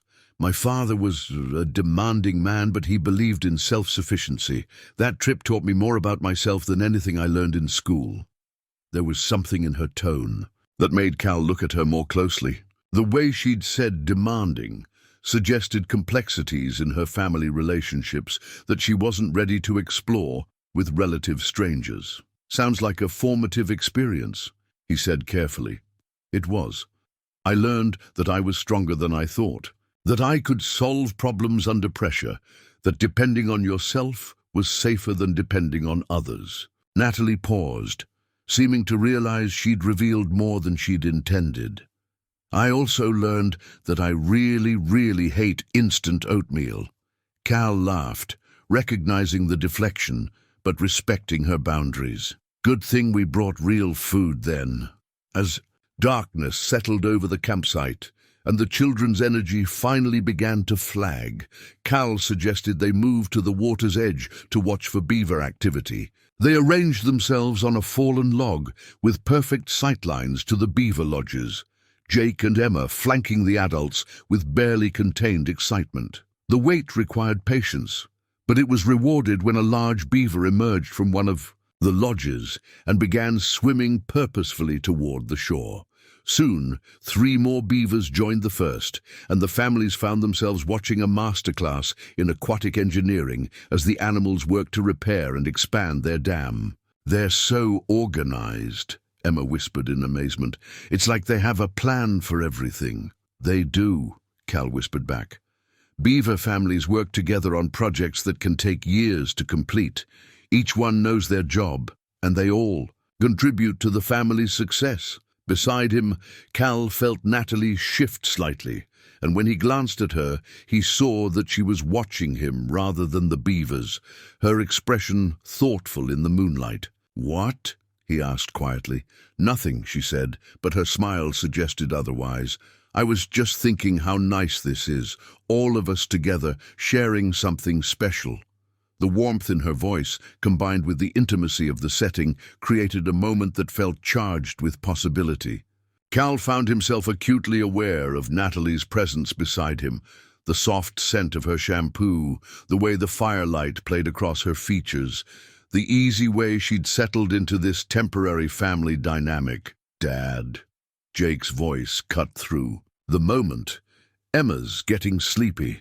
Should we head back to the tents?" Indeed, Emma was leaning heavily against Natalie's shoulder, fighting to keep her eyes open, despite her obvious fascination with the beaver construction project. "Good idea," Cal said, though he felt reluctant to break the spell of the evening. Back at the campsite, the logistics of putting two tired children to bed in an outdoor setting proved more complex than Cal had anticipated. Jake, who'd been camping numerous times, had his routine down to a science, but Emma required more coaxing and reassurance about sleeping in an unfamiliar environment. "What if there are bears?" she asked as Natalie tucked her into her sleeping bag. "Mr. Porter made sure. Our food is properly stored," Natalie said patiently. "And bears around here are much more afraid of us than we are of them. What if I need to go to the bathroom in the middle of the night? Then you wake me up and we'll go together. Remember, we practiced with the flashlight." "What if, Emma," Natalie said gently but firmly, "remember what we learned about courage. Sometimes being brave means trusting the people who care about you to keep you safe." Cal, who was listening from his position by the fire, felt something twist in his chest at Natalie's words. There was something about the way she'd phrased it, trusting people who care about you, that suggested depths of meaning beyond simple camping reassurance. Once both children were settled, Cal and Natalie found themselves alone by the dying fire, the night air carrying the sounds of forest life and the gentle lapping of lake water against the shore. "Thank you for this," Natalie said softly, "for including us, for teaching Emma so much about the outdoors. This is exactly what she needed." "What about what you needed?" Cal asked, surprising himself with the personal nature of the question. Natalie looked at him for a long moment, her green eyes reflecting the last flames of the campfire. "I needed this too," she admitted, "more than I realized." They sat in comfortable silence for a while, each lost in their own thoughts. Cal found himself fighting the urge to reach for Natalie's hand, to bridge the physical distance between them that seemed so much more significant in the intimacy of the firelight. "Cal," Natalie said suddenly, her voice carrying a note of urgency that made him turn toward her completely. "What is it?" "I need to tell you something, about my work, about why I can stay in Milbrook so long, about—" She paused, seeming to struggle with how much to reveal. "About who I really am." Cal felt his stomach tighten. Part of him had been expecting this conversation, but another part had been content to let the mystery remain unsolved as long as their relationship continued to deepen. "You don't have to tell me anything you're not ready to share," he said carefully. "But I do," Natalie said, her voice gaining strength, "because this, whatever this is between us, it means something to me. You and Jake mean something to me, and you deserve honesty." Before she could continue, both adults heard the distinctive sound of a helicopter approaching from the south. The noise grew louder quickly, suggesting the aircraft was heading directly for their location. "That's odd," Cal said, standing up to peer through the trees. "There's no helicopter service to this area, and it's too late for routine park service. Flights." The helicopter passed directly overhead, its searchlight briefly illuminating their campsite before it continued toward what sounded like a landing in the large meadow half a mile away. "Probably an emergency," Cal said, though something about the aircraft's purposeful approach to their remote location struck him as unusual. Natalie had gone very still beside the fire, her face pale in the dying light. When Cal looked at her, he saw an expression of what could only be described as dread. "Natalie, what's wrong?" She began, then stopped as her phone, which she'd kept turned off for the entire camping trip, began buzzing insistently from inside her tent. "I have to take this," she said, moving quickly toward her tent, with an urgency that suggested she knew exactly who was calling and why. Cal heard her answer the phone in a voice that was crisp, professional, and completely different from any and tone he'd heard her use before. Though he couldn't make out the words, the conversation was clearly intense and appeared to involve a significant amount of decision-making authority on Natalie's part. When she emerged from the tent, 5 minutes later, she looked like a different person. Gone was the relaxed camping companion of the evening. In her place stood a woman who radiated competence, urgency, and barely controlled stress. "I have to go," she said without preamble. "There's been an emergency, and I'm needed immediately." "What kind of emergency?" Cal asked, though he was beginning to suspect that whatever was happening had more to do with Natalie's mysterious work than any personal crisis. "I can't explain right now. The helicopter is here for me, and I have to wake Emma and gather our things." Cal watched in amazement as Natalie efficiently broke down their portion of the campsite with the kind of practiced speed that suggested she'd done this before. Her movements were economical, purposeful, and completely at odds with the woman who'd been hesitantly learning to build campfires just hours earlier. "Natalie," he said, as she shook Emma gently awake. "What's really going on here?" She looked at him over Emma's sleepy head, and for a moment her composed mask slipped, revealing genuine anguish underneath. "I wanted to tell you tonight," she said quietly. "I was going to explain everything, but now, Cal, I'm so sorry. This isn't how I wanted this to happen." "How you wanted what to happen?" But Natalie was already helping a confused Emma gather her belongings, explaining in soothing tones that they had to leave unexpectedly, but that their camping adventure had been wonderful. Within 20 minutes, they were gone, walking through the forest toward the meadow where the helicopter waited, with rotors spinning. Cal stood in his decimated campsite, Jake sleeping peacefully in his tent, trying to make sense of what had just happened. Whatever Natalie Winslow's story was, it clearly involved the kind of resources and responsibilities that required helicopter, evacuations from remote campsites, and whatever she'd been about to tell him by the fire, Cal had the sinking feeling that it was going to change everything he thought he knew about the woman he was falling in love with. Cal spent the drive home from Crystal Lake trying to explain to Jake why Natalie and Emma had left so suddenly, though he wasn't entirely sure he understood it himself. Jake accepted the explanation of a family emergency with the resilience of childhood, but his disappointed questions about when they'd see Emma again hit Cal harder than he'd expected. "Will they come back, Dad?" Jake asked as they pulled into their driveway. "I don't know, buddy," Cal said honestly. "I hope so." The next few days passed in an odd suspension of normalcy. Cal went to work, Jake went to school, and their routine continued unchanged, but there was an Emma and Natalie-shaped hole in their lives that seemed to grow larger rather than smaller with each passing day. Cal found himself checking his phone obsessively for messages that never came, and Jake asked hopefully each afternoon whether their friends had returned. On Thursday afternoon, Jake burst through the front door with unusual excitement, his backpack bouncing as he headed straight for the kitchen table where Cal was paying bills. Dad, you're not going to believe what I found at the library." "What's that, sport?" Jake pulled a magazine from his backpack and slapped it down on the table with the dramatic flair of a prosecutor presenting key evidence. It was a recent issue of Forbes, open to an article titled "Tech's Most Powerful Women, the Visionaries Reshaping Tomorrow." And there, taking up half the page, was a professional photograph of Natalie Winslow. Cal stared at the image, his mind struggling to reconcile the woman in the picture with the person who'd helped Jake build blanket forts and learn to tie knots. In his backyard, the Natalie in the magazine wore an elegant business suit and had her hair styled in a sophisticated updo. Her expression was confident, commanding, and completely different from any look he'd seen on her face. "It's her, isn't it?" Jake said, bouncing on his toes with the excitement of discovery. "It's Natalie, but she looks so different." Cal read the caption beneath the photo, with growing disbelief. Natalie Winslow, CEO of Pinnacle Technologies, has revolutionized cloud computing infrastructure while maintaining her company's position as one of the fastest-growing tech firms in Silicon Valley. Mrs. Henderson helped me find it, Jake continued, oblivious to his father's shock.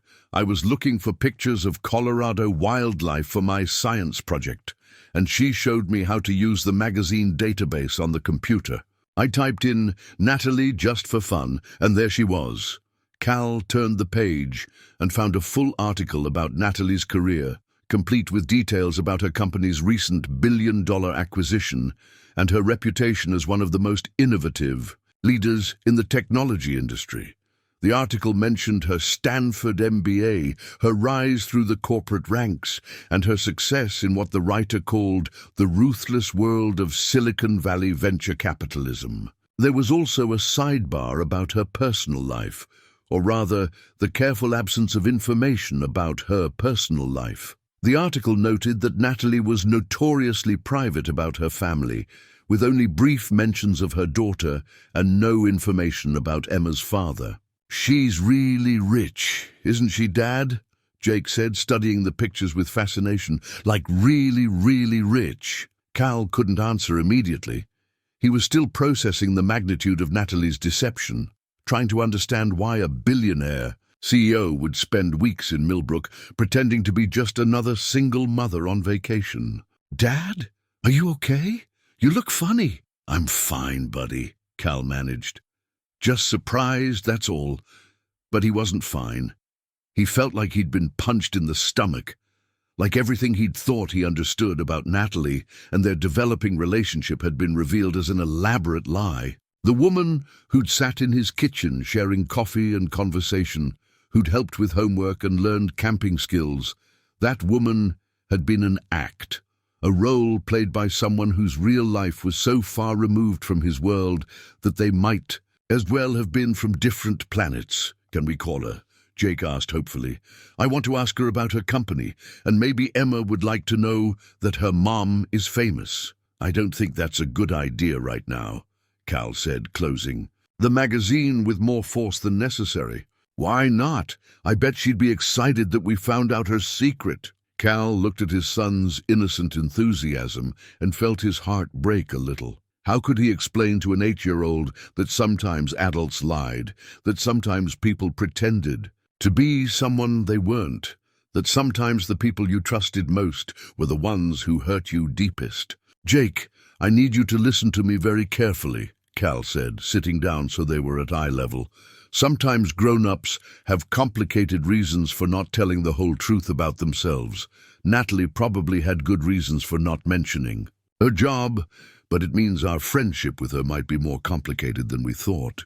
Jake's face fell as he began to understand that his father's reaction wasn't matching his own excitement. "Are you mad at her?" Cal considered the question seriously. Was he mad? Hurt? Disappointed? All of those emotions were swirling through him, along with a healthy dose of humiliation at how completely he'd been deceived. "I'm not mad," he said finally, though he wasn't entirely sure that was true. "But I am confused about why she didn't tell us the truth." That evening, after Jake had gone to bed, still clutching the Forbes magazine and making plans to show it to Emma when she returned, Cal found himself standing on his back porch with a beer, staring at the mountains and trying to make sense of his feelings. The rational part of his mind understood that Natalie might have had legitimate reasons for keeping her identity secret. Wealthy people, especially those in the public eye, probably dealt with fortune hunters and people who wanted to take advantage of their money. Maybe her deception had been about protecting herself and Emma from exactly the kind of assumptions and complications that wealth could bring to relationships. But the emotional part of him felt betrayed in ways that went deeper than simple dishonesty. He'd shared stories about Sarah, about his fears as a single parent, about his struggles to rebuild his life after loss. He'd trusted Natalie with his vulnerability, and now it seemed like she'd been studying him like a specimen, rather than opening herself to genuine connection. Worse, he'd started to imagine a future that included Natalie and Emma in their lives. He'd pictured family dinners and shared holidays, camping trips and ordinary Tuesday evenings. He'd even begun to think about whether Jake would be okay with him loving someone other than Sarah, whether there was room in their carefully constructed life for the kind of expansion that real partnership would require. Now all of those half-formed dreams felt foolish. The fantasies of a man who'd been naive enough to believe that a billionaire tech CEO would genuinely be interested in building a life with a small-town hardware store employee. His phone buzzed with a text message, and for a moment, Cal's heart jumped with the hope that it might be Natalie, with an explanation that would somehow make everything make sense. Instead, it was Tom Miller, with a reminder about inventory duties for the next day. Cal was just putting his phone away when it buzzed. Again. This time, the message was from an unknown number. "Cal, this is Natalie. I know you probably have questions. Could we talk? I'm back in Milbrook, and I owe you an explanation." Cal stared at the message for a long time. Part of him wanted to ignore it, to protect himself from whatever additional hurt might come from learning more about Natalie's deception. But another part of him, the part that had fallen in love with her laugh and her gentleness with Jake, needed to understand what had really been happening between them. He typed back, "Jake found a magazine article about you today. Forbes. Is any of it true?" The response came quickly. "All of it, and that's exactly what I was afraid of." "Afraid of what?" "Afraid that when you found out who I really am, you'd look at me differently. Afraid that everything real between us would be poisoned by assumptions about money and motives and the kind of life I'm supposed to want." Cal read the message twice, trying to parse the layers of meaning. There was something in her phrasing, "who I really am," and "the kind of life I'm supposed to want," that suggested her own relationship with her wealth and status might be more complicated than the magazine article indicated. "The camping trip," he typed. "The helicopter. That was real business, wasn't it? A crisis at one of our data centers. I had to authorize emergency protocols that couldn't wait. Cal, I wanted to tell you that night by the fire. I was going to explain everything." Cal believed her about that part. He remembered the urgency in her voice when she'd said she needed to tell him something, the way she'd seemed to be gathering courage for a difficult conversation. "Where are you now?" he typed. "Mountain View Lodge. Room 247. Emma's asleep. But I've been sitting here for 2 hours, trying to figure out how to explain without making everything worse." Cal looked at his watch. It was just past 9, and Jake was sound asleep. Mrs. Patterson would come over if he asked her to, but the idea of waking his elderly neighbor to cover a late-night confrontation with a woman who'd been lying to him for weeks seemed absurd. "It's late," he typed, "and I need time to think about this. I understand, but Cal, please don't let my mistakes ruin what Emma and Jake have found in each other. Whatever you decide about me, they don't deserve to lose their friendship over my poor choices." That message hit Cal harder than any of the others because it forced him to confront the reality that his hurt and anger weren't just about him. Jake had formed a real bond with Emma, had been counting the days until she returned, had spent the evening planning all the things he wanted to share with her about their camping adventure. "We'll talk tomorrow," Cal typed finally. "After work. Jake doesn't need to be part of this conversation until we figure out what there is to figure out. Thank you, and Cal. For what it's worth, every moment I spent with you and Jake was real. The person I was when I was with you, that's who I actually am when I'm not trying to be who everyone expects me to be." Cal read that final message several times before putting his phone away without responding.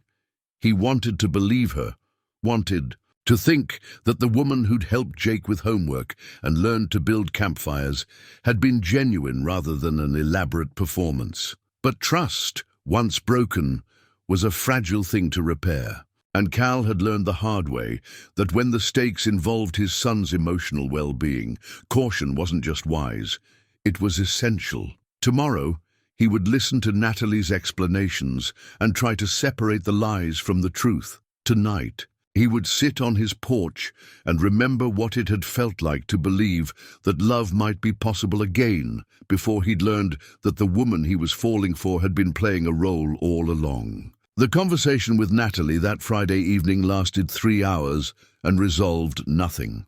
They met at Rosie's diner after the dinner rush, choosing a corner booth where their voices wouldn't carry to other patrons.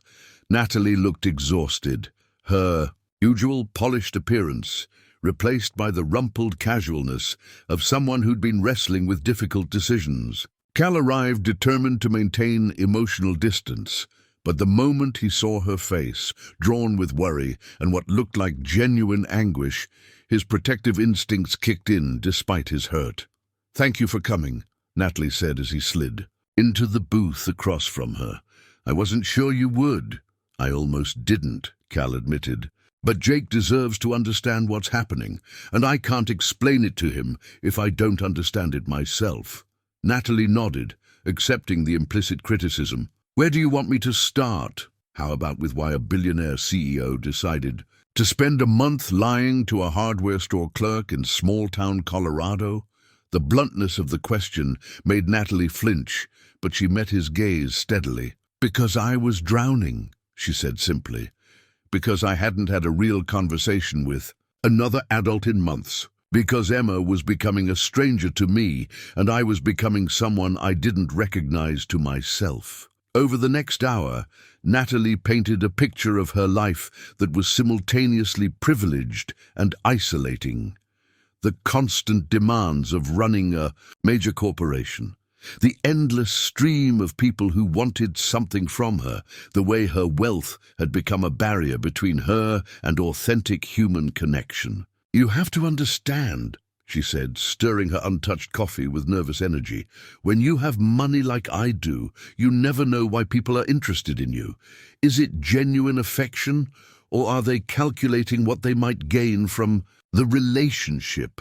After a while, you start to assume everyone has an agenda. So you decided to test me by lying about who you were." "No." Natalie's response was sharp enough to draw glances from other patrons. She lowered her voice and continued, more carefully. "Cal, that's not what this was. When Emma got hurt and you helped her, you didn't want anything from me. You wouldn't even let me pay for gas money. Do you have any idea how rare that is in my world?" Cal found himself remembering that first meeting at the hospital, the way Natalie had seemed genuinely surprised by his refusal of payment. At the time, he'd attributed her reaction to the stress of her daughter's injury, but perhaps there had been more to it. "I came to Milbrook to get away from all of that," Natalie continued, "to give Emma a chance to be a normal kid for a few weeks. To see if I could remember who I was before the company consumed my entire identity. The plan was to stay 2 weeks and then go back to San Francisco." "What changed?" Natalie's smile was soft and sad. "You did. You and Jake. For the first time in years, I met people who liked me for who I was, rather than what I could do for them. Emma was happier than I'd seen her since she was tiny. I felt like I could breathe again." Cal wanted to stay angry, wanted to maintain the protective walls he'd built around his heart over the past few days, but the raw honesty in Natalie's voice was hard to resist, and her explanation had the ring of truth. "So you decided to keep lying to us indefinitely." "I decided to keep being the person I am when I'm with you," Natalie corrected. "The person I was before board meetings and quarterly projections and hostile takeover attempts became my daily reality. The person who likes camping and knot tying lessons and helping with homework. But that person doesn't exist without the lie, does she?" Cal said quietly. "Because the real Natalie Winslow lives in Silicon Valley and runs a billion-dollar company and probably has a dozen people whose job it is to manage her schedule." Natalie was quiet for a long moment, and when she spoke again, her voice was barely above a whisper. "I've been thinking about that for the past week, about which version of me is real and which one is the performance. And I keep coming back to the same conclusion. which is that I've never been happier than I was sitting in your kitchen drinking coffee while the kids did homework, that I've never felt more like myself than I did learning to build a fire, or teaching Emma to tie knots, that for the first time in years I remembered what it felt like to be part of something that mattered more than profit margins. Cal felt his resolve wavering. Everything Natalie was saying aligned with his own observations of her behavior over the past weeks.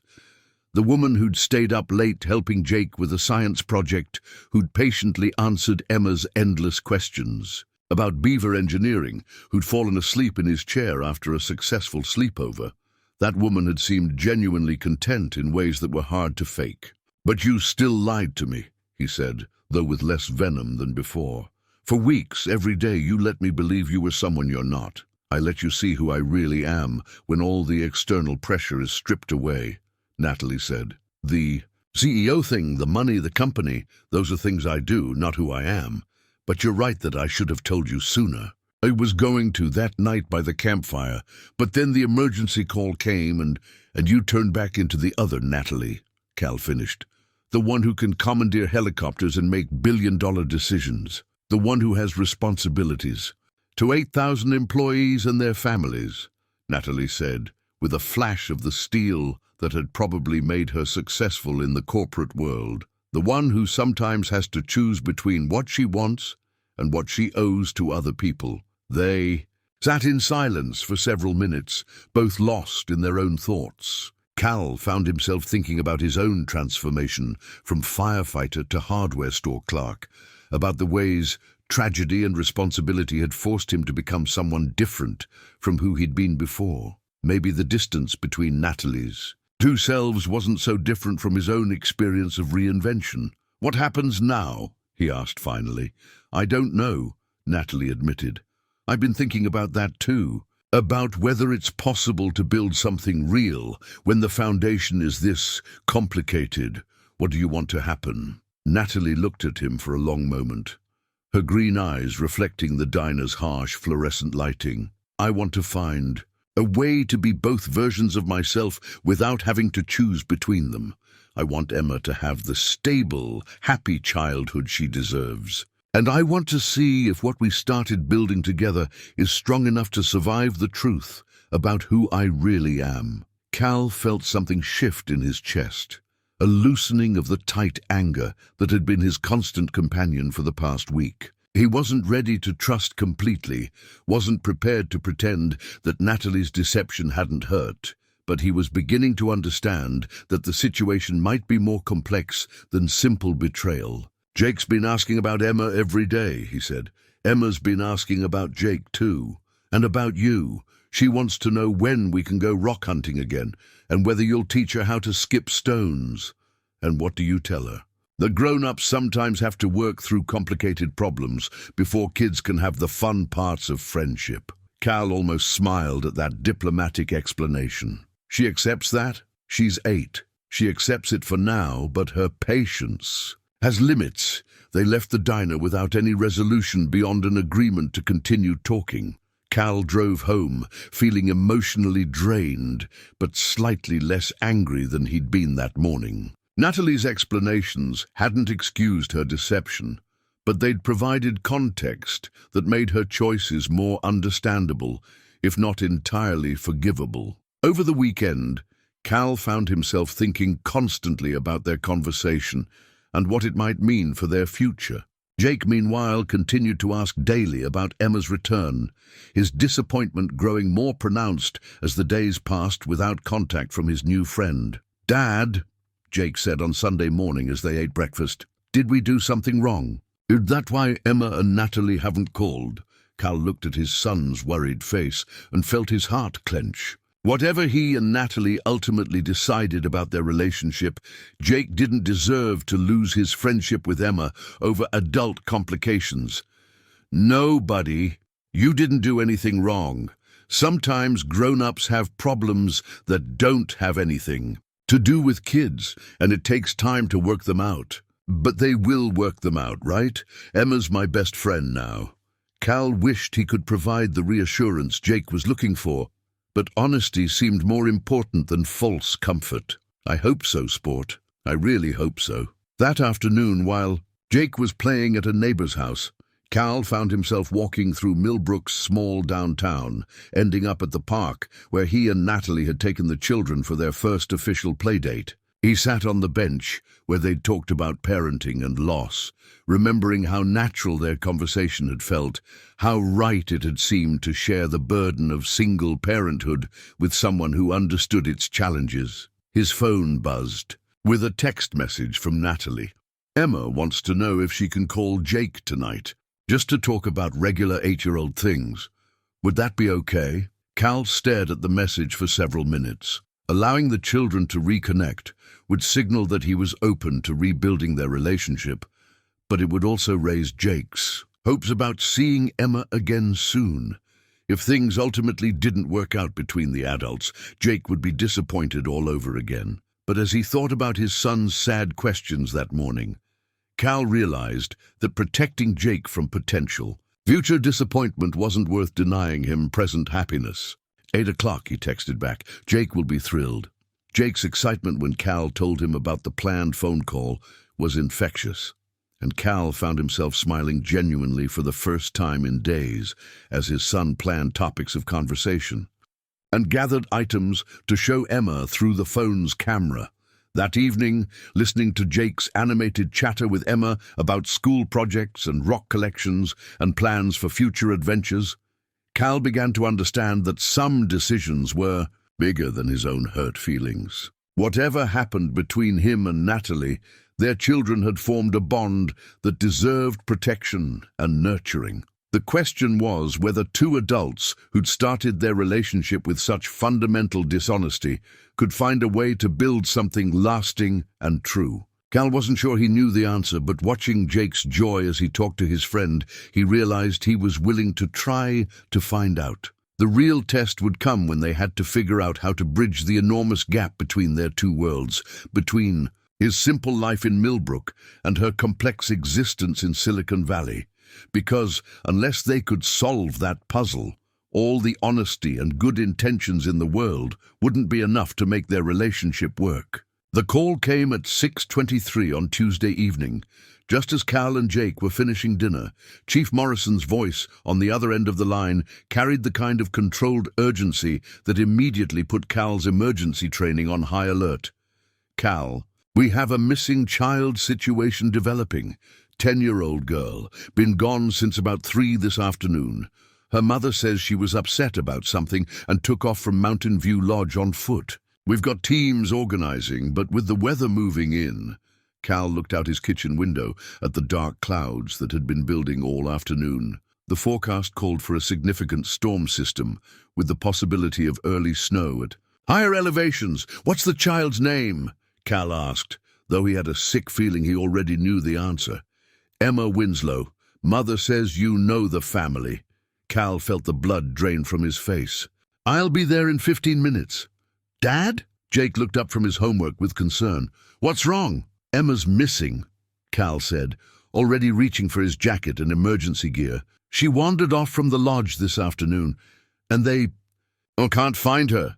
Jake's eyes went wide with alarm. Missing? Like lost in the woods missing? We don't know yet, buddy, but I'm going to help look for her. Cal paused, his hand on the door handle. Mrs. Patterson will come stay with you while I'm gone.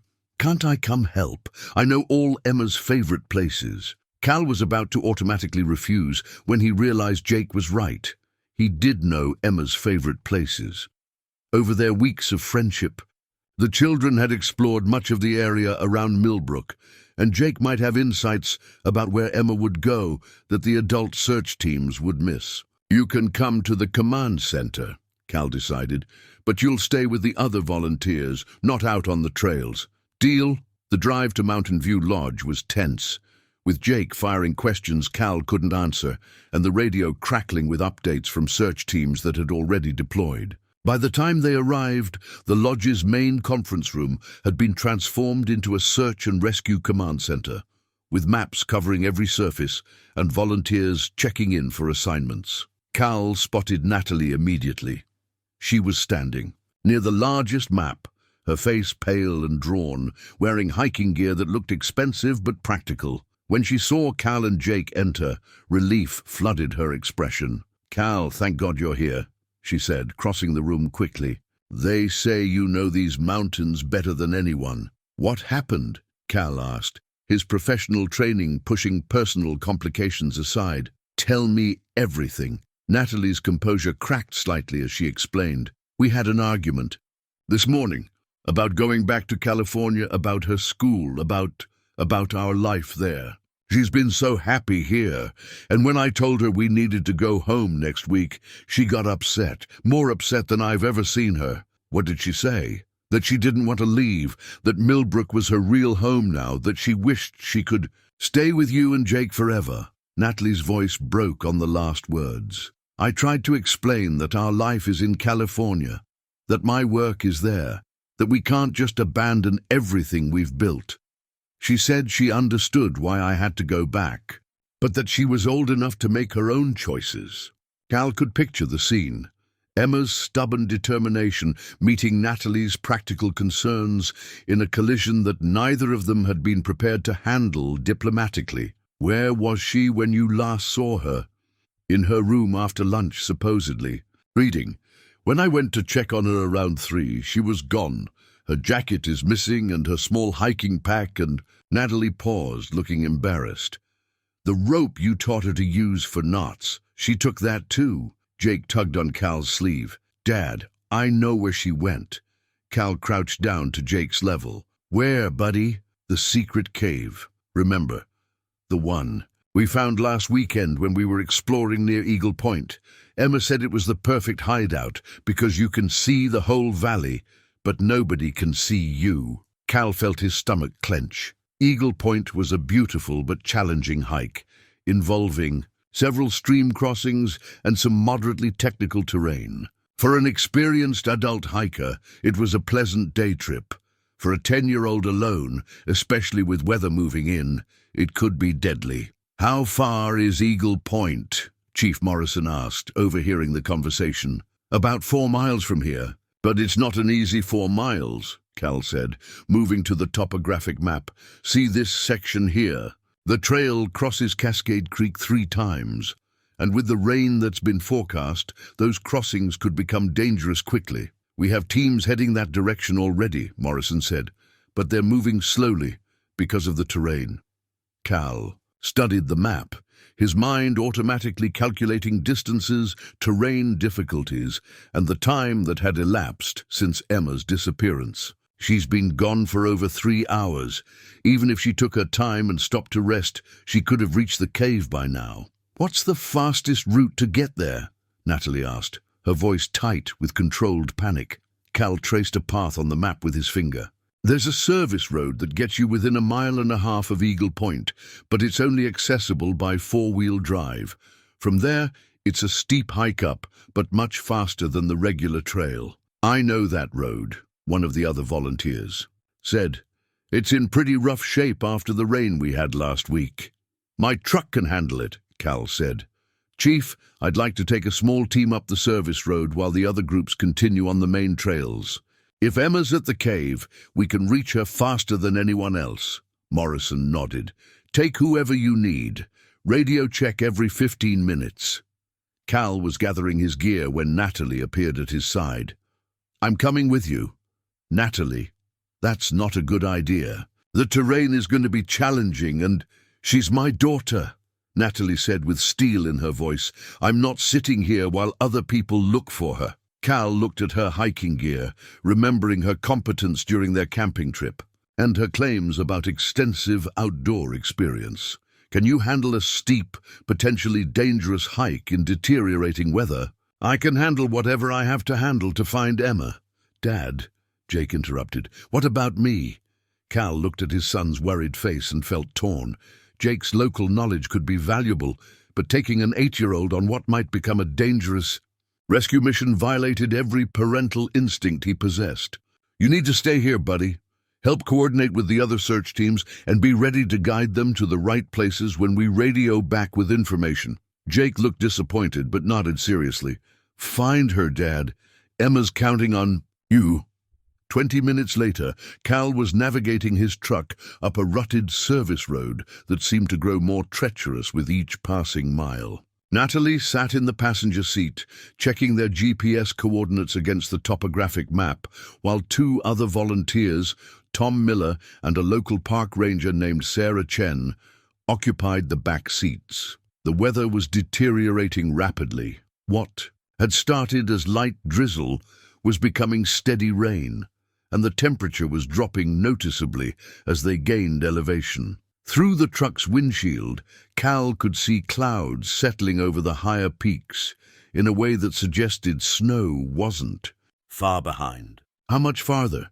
Natalie asked, though her tone suggested she was asking more to fill the silence than because she needed the information. "Another half-mile to where we park, then probably 45 minutes hiking," Cal said. "The trail gets steep pretty quickly once we leave the road." "She's a strong hiker," Natalie said, though Cal could hear the worry she was trying to hide. "And she's smart. If the weather gets bad, she'll find shelter." "The cave is good shelter," Tom offered from the back seat. "If she made it that far, she can wait out a storm." But Cal was thinking about the creek crossings, about how quickly mountain streams could become torrents in heavy rain. Emma was a capable kid, but she was still only 10 years old, alone, and probably scared. Every minute that passed increased the danger she was facing. They reached the end of the service road just as the rain began to come down in earnest.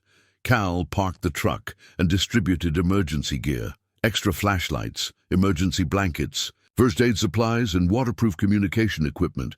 "Everyone understand the plan?" he asked, as they prepared to leave the relative safety of the vehicle. "We stick together. We radio our position every 15 minutes, and if anyone gets into trouble, we stop immediately to help. Emma's safety is important, but we can't help her if we become casualties ourselves." The hike began deceptively easily, following a well-maintained trail through dense forest. But within 20 minutes, they reached the first steep section, where the path switched back and forth up a rocky slope that was becoming increasingly slippery in the rain. Complaint, despite the worsening conditions.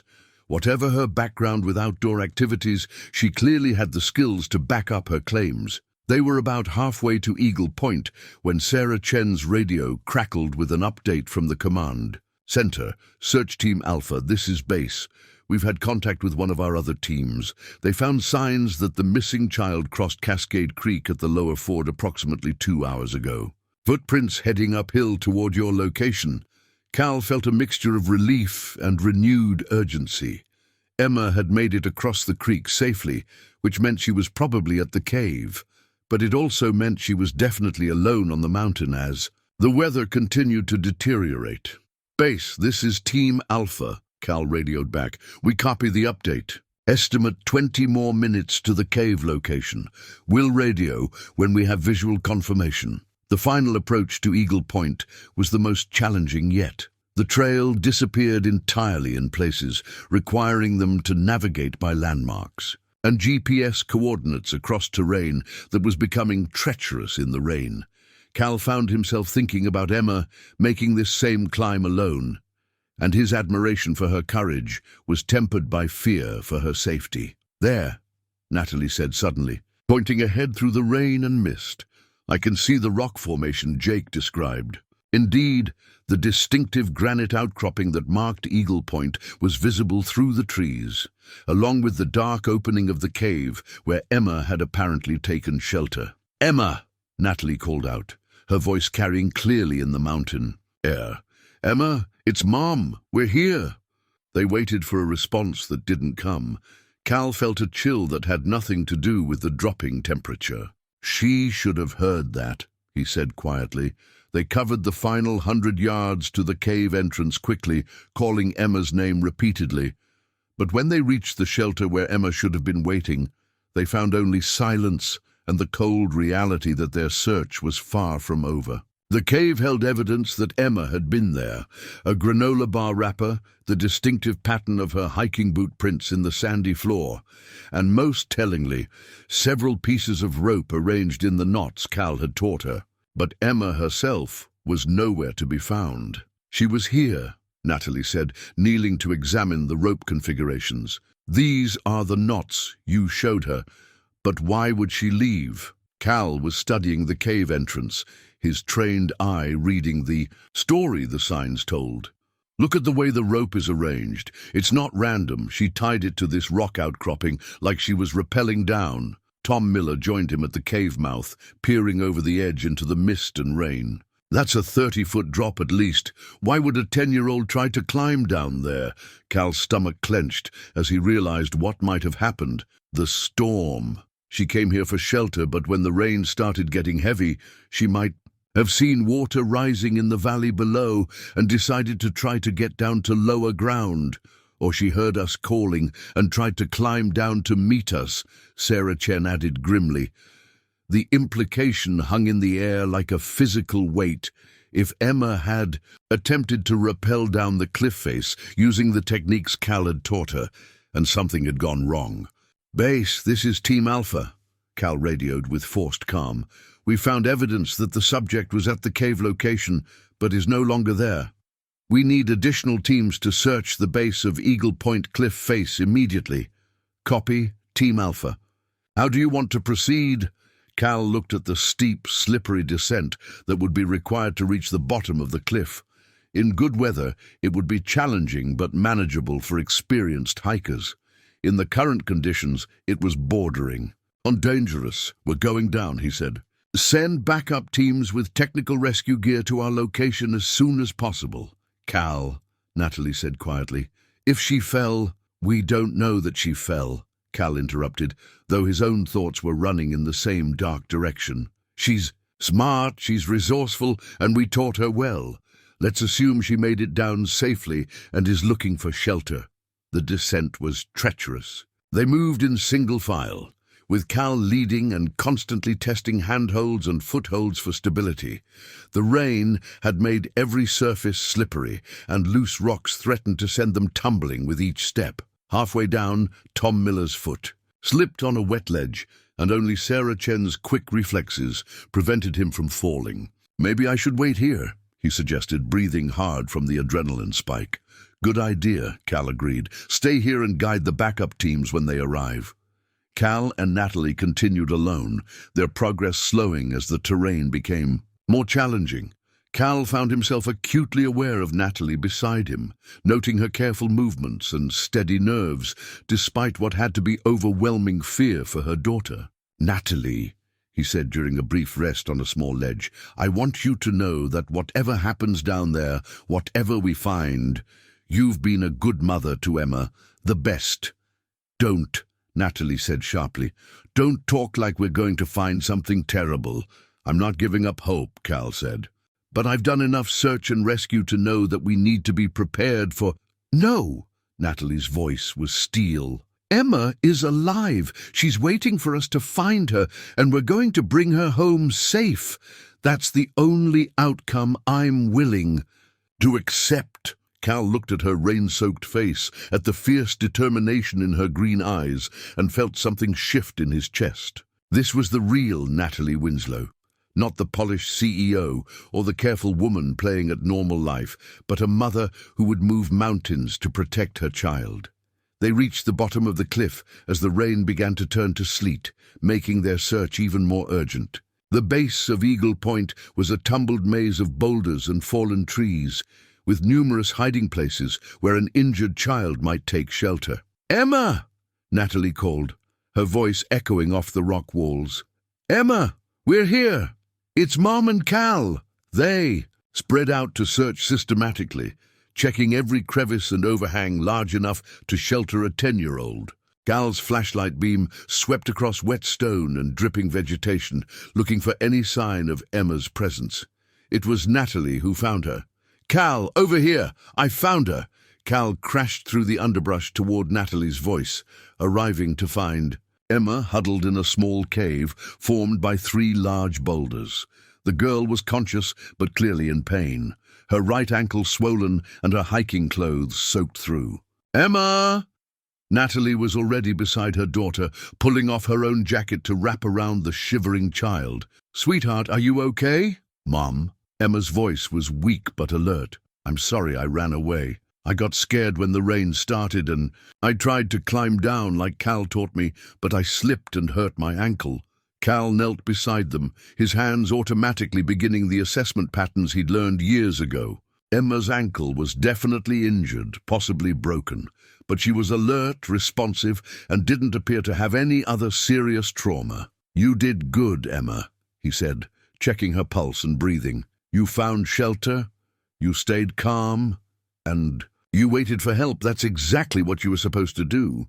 Is Jake okay? He must be worried about me. Jake's fine, Cal assured her. He's back at the lodge helping coordinate the search. He's the one who figured out where you'd gone. Cal quickly radioed their location to the command center, while Natalie worked to warm Emma with body heat and emergency blankets. The response was immediate. Backup teams with technical rescue equipment were already en route, and a helicopter evacuation was being prepared despite the challenging weather conditions. We're going to get you out of here, Cal told Emma, but it might take a little while because of the rain. Can you be brave for a little longer? I can be brave, Emma said, though her teeth were chattering from cold and shock. But Cal, I'm really sorry I caused so much trouble. I know everyone must be worried, and it's all my fault. Cal felt his throat tighten at the guilt in her voice. Emma, look at me. This is not your fault. You were upset. You made a decision that seemed right. At the time, and when things got difficult, you handled them exactly right. That's what real courage looks like. While they waited for the rescue teams, Cal found himself watching Natalie with Emma. The way she held her daughter, the soft reassurances she murmured, the competent way she assisted with Emma's care. Everything about her behavior spoke to a depth of love and commitment that made Cal's earlier doubts seem petty and small. Natalie, he said quietly, while Emma dozed against her mother's shoulder, there's something I need to tell you. What is it? I've been thinking about our conversation at the diner, about everything that's happened between us, and watching you today, seeing how you handled this crisis. Cal paused, struggling to find the right words. I was wrong to let my hurt feelings matter more than what we were building together. Natalie looked at him with surprise. Cal, let me finish, he said. You made mistakes by not telling me the truth about your background, but I made mistakes too by assuming the worst about your motives instead of trusting what I could see with my own eyes. The woman who's been helping Jake with homework, who learned to build campfires, who just climbed down a cliff in a storm to find her daughter. That woman is real, regardless of what her bank account looks like. Tears mixed with rainwater on Natalie's face. I was so afraid you decided I wasn't worth the complications. The only thing I've decided, Cal said, is that some complications are worth fighting through, if you're willing to try. Before Natalie could respond, the sound of approaching rescue teams echoed through the canyon. Within minutes, they were surrounded by emergency personnel with specialized equipment for moving Emma safely up the cliff face. The evacuation was technically complex, but ultimately successful. Emma was secured in a rescue litter and carefully lifted to the top of Eagle Point, with Cal and Natalie following under the guidance of the technical rescue team. By the time they reached the vehicles, the sleet had turned to snow, validating Cal's earlier concerns about the weather. At Milbrook General Hospital, X-rays confirmed that Emma had fractured her ankle, but had no other significant injuries. As the emergency room staff worked to set and cast the brake, Cal called Jake to let him know that Emma had been found safe. She's really okay, Jake asked, his relief evident even over the phone. She's really okay, buddy.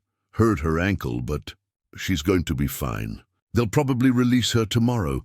Can I see her? Cal looked at Natalie, who nodded immediately. We'll pick you up in an hour. Emma's been asking about you too. After the medical excitement died down, and Emma was settled in a hospital room with her new cast, Cal found himself alone with Natalie in the family waiting area. The adrenaline was wearing off, leaving both of them exhausted but oddly energized by the successful rescue. Thank you, Natalie said simply, for everything. Today, for knowing where to look, for getting us down that cliff, for not giving up on us. "Thank you for being exactly who I needed you to be when it mattered most," Cal replied. "I've never seen anyone more determined or brave than you were today." They sat in comfortable silence for a moment, both processing the events of the day and what they might mean for their future. "So what happens now?" Natalie asked finally. "Emma and I are supposed to fly back to California next week. My company is expecting me, and Emma has school." Cal took her hand, intertwining their fingers in a gesture that felt both natural and momentous. "What do you want to happen?" "I want to find a way to make this work," Natalie said without hesitation. "I want Emma to be able to grow up with Jake as her best friend. I want to wake up in a place where people care about each other instead of just what they can gain from each other. I want to build something real with someone who sees me for who I actually am." "Those sound like good wants," Cal said, squeezing her hand. "Now we just have to figure out how to make them reality." As if summoned by their conversation about the future, Jake appeared in the doorway with Mrs. Patterson, his face lighting up when he saw the adults holding hands. "Does this mean Emma gets to stay?" he asked hopefully. Cal and Natalie looked at each other and smiled. "We're working on it, buddy," Cal said. "We're definitely working on it." 6 months later, Cal stood on the back porch of their new house, watching the sunrise paint the mountains in shades of gold and rose. The coffee in his mug steamed in the crisp morning air, and from inside the house came the familiar sounds of a family beginning their day. Jake's voice explaining something with 8-year-old authority, Emma's laughter in response, and Natalie's gentle guidance as she helped both children prepare for school. The house they'd chosen together sat on 5 acres just outside Milbrook, close enough to town for easy access to schools and Cal's new job as Milbrook's fire chief, but far enough out to provide the privacy that Natalie's business required. It was larger than Cal's rental, but smaller than the mansion Natalie could have afforded, a compromise that reflected their shared desire to build something that belonged to both of their worlds, without being dominated by either. "Dad!" Jake's voice called from the kitchen. "Emma can't find her math homework, and she thinks she left it in your truck." Cal smiled, marveling at how naturally Jake had adapted to having a sister and a stepmother-to-be. The transition hadn't been without challenges. There had been adjustment periods, negotiation over house rules, and the inevitable growing pains of blending 2 different family cultures. But watching Jake help Emma search for homework with the patient determination of an older brother, Cal knew they'd made the right choice. "Check the front seat pocket," he called back. "That's where missing homework usually hides." The solution to their geographic dilemma had been more elegant than either of them had dared hope. Natalie's decision to relocate Pinnacle Technologies' headquarters to Denver had shocked the Silicon Valley business community, but proved brilliantly strategic for the company.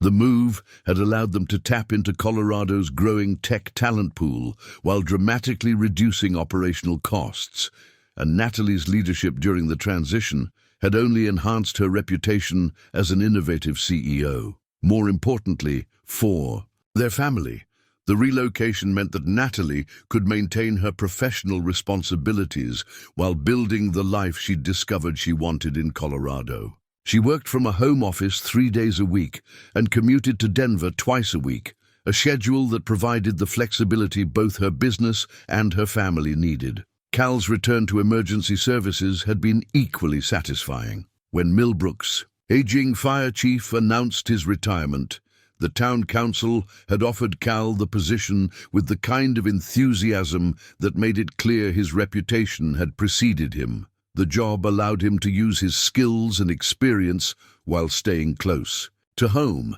and it came with the respect and sense of purpose he'd missed during his hardware store years. "Found it!"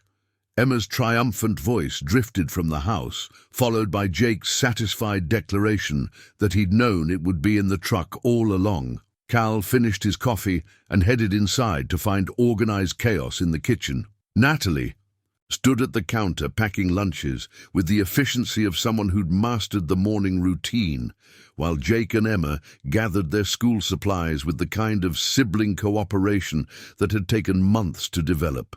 "Morning, beautiful," Cal said, dropping a kiss on Natalie's temple as he passed. "Morning yourself, Fire Chief Porter," she replied with a smile that still had the power to make his chest tighten with gratitude for the unexpected turns life could take. The title still felt new enough to make Cal smile. Yesterday had marked his first full month in the position, and he was gradually settling into the administrative responsibilities that came with leadership, while still maintaining the hands-on involvement he'd always loved about emergency work. "Are you still planning to come to the school presentation today?"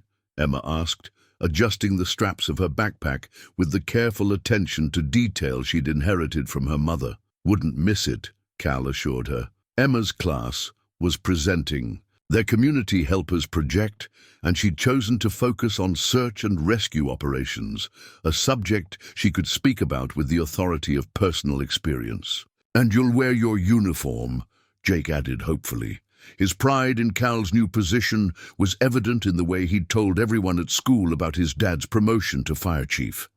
"If that's what you want, absolutely." The morning routine continued, with the comfortable efficiency of established family patterns. Backpacks were checked, permission slips were signed, and the eternal question of whether everyone had everything they needed was resolved with the kind of systematic attention that came from practice. As Cal prepared to drive the children to school, Natalie pulled him aside for a brief private conversation. "The board meeting went well yesterday," she said, though something in her tone suggested more complexity than simple good news. "What aren't you telling me?" Cal asked, recognizing the careful way she was approaching the subject. "They've offered me the opportunity to expand internationally. New offices in London and Tokyo, partnerships with some of the biggest tech companies in the world." Natalie paused, studying his face for his reaction. "It would mean more travel, more responsibility, and definitely more complexity in our life here." Cal felt a familiar tightness in his chest, the old fear that their two worlds might ultimately prove incompatible despite all their efforts to bridge them. "What did you tell them?" "That I needed to discuss it with my family before making any major decisions," Natalie said with a smile that suggested she was pleased with his reaction to being included in that category. "This is our life now, not just my career. We make these choices together. What do you want to do?" Natalie was quiet for a moment, and Cal could see her weighing possibilities and consequences in the way she approached all important decisions. "A year ago, I would have said yes immediately. The opportunity, the challenge, the validation, it would have been irresistible. And now? Now I wake up every morning in a house full of people I love, in a place where I can breathe, doing work that matters but doesn't consume my entire identity."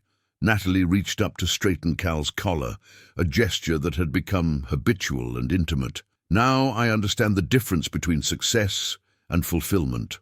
So that's a no to international expansion? That's a let's talk about whether there's a way to do it that doesn't sacrifice what we've built here," Natalie corrected.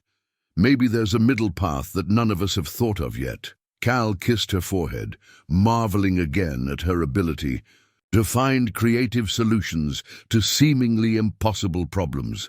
"We'll figure it out, we always do." The school drop-off was accomplished with the usual mix of last-minute reminders and enthusiastic plans for after-school activities. Jake and Emma had developed the kind of easy friendship that made them natural allies in everything from homework negotiations to weekend adventure planning.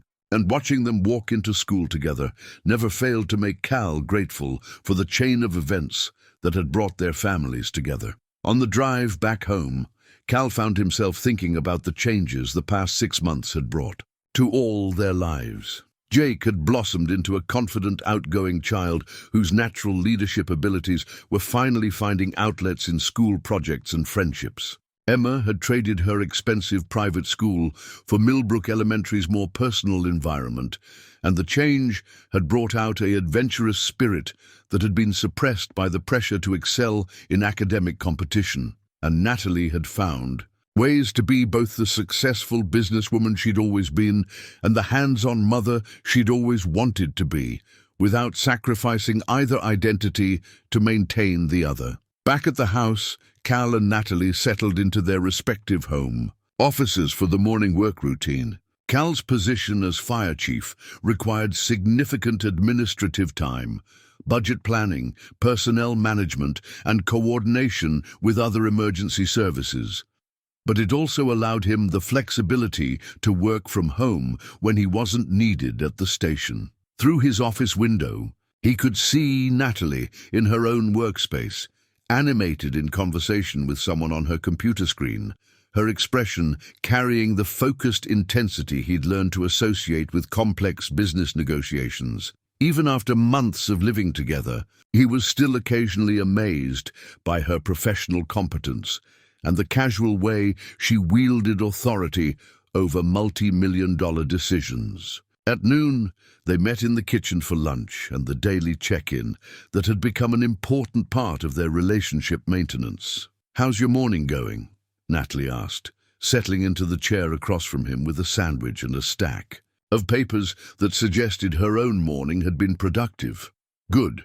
We're finalizing the budget proposal for new equipment, and I think the town council is going to approve the expanded training program." Cal paused, watching her sort through what appeared to be contract documents. "How about you? Conquering any new markets today?" "Actually, yes," Natalie said with a grin. "Remember the project I mentioned last week? The one about developing emergency communication systems for rural areas? We just got approval to begin the pilot program." Cal raised an eyebrow. This was the first he'd heard about emergency communication systems, though Natalie had been hinting for weeks about a new project that she thought he'd find particularly interesting. Emergency communications. "Think about what happened when Emma went missing," Natalie explained, her excitement building as she described the concept. The coordination between search teams, the need for reliable communication in remote areas, the way technology could improve response times and safety for both victims and rescuers. Cal began to understand why she'd thought he'd be interested. "You're developing technology for search and rescue operations." "We're developing technology for all kinds of emergency response, but search and rescue is definitely a priority. And we want to test it right here in Colorado, with local emergency services as our partners in the development process." The implications were significant, both professionally and personally. If Natalie's company became a major provider of emergency communication technology, and if Cal's department was involved in the development and testing process, their two career paths would become aligned in ways that could benefit both their professional goals and their family life. "You've been thinking about this for a while, haven't you?" Cal asked. "Since the night we brought Emma down from Eagle Point," Natalie admitted. "Watching how the rescue teams coordinated, seeing the challenges they faced with communication and weather, I kept thinking about how technology could make those operations safer and more efficient. And it doesn't hurt that developing the technology here would give you reasons to stay close to home." "It doesn't hurt at all," Natalie agreed, with a smile that suggested she was pleased he'd recognized the personal motivations behind her business decision. They were interrupted by Cal's radio crackling with a call about a minor traffic accident that required fire department response. As he prepared to leave for what would probably be a routine call, Natalie caught his arm. "Cal, about the international expansion opportunity?" "Yeah, I think I know what I want to tell the board." "What's that?" "That Pinnacle Technologies is going to become the premier provider of emergency communication systems in North America before we worry about conquering the rest of the world. That sometimes the biggest opportunities are the ones in your own backyard." Cal kissed her goodbye with the satisfaction of knowing that they'd found another way to build a future that honored both their ambitions and their love for each other. That evening, after Emma's successful school presentation and a family dinner that included heated debates about weekend camping plans, Cal found himself back on the porch with his evening coffee, watching the sun set behind the mountains that had become their shared home. Natalie joined him, settling into the chair beside his with the comfortable ease of established routine. "Good. A day?" she asked. "Very good day," Cal confirmed. "You, the best." Natalie reached over to take his hand, a gesture that still carried the same warmth it had 6 months earlier in the hospital waiting room. "Cal? I love our life." Cal squeezed her hand, thinking about the simple complexity of that statement. Their life together was built on a foundation of honesty and compromise, shaped by the needs of two children who'd found in each other, the siblings they'd never had, and strengthened by daily choices to put their family's well-being ahead of individual ambitions. It wasn't the life either of them had planned, but it was exactly the life both of them had needed. "I love our life too," he said, pulling her close as the first stars appeared over the Colorado mountains.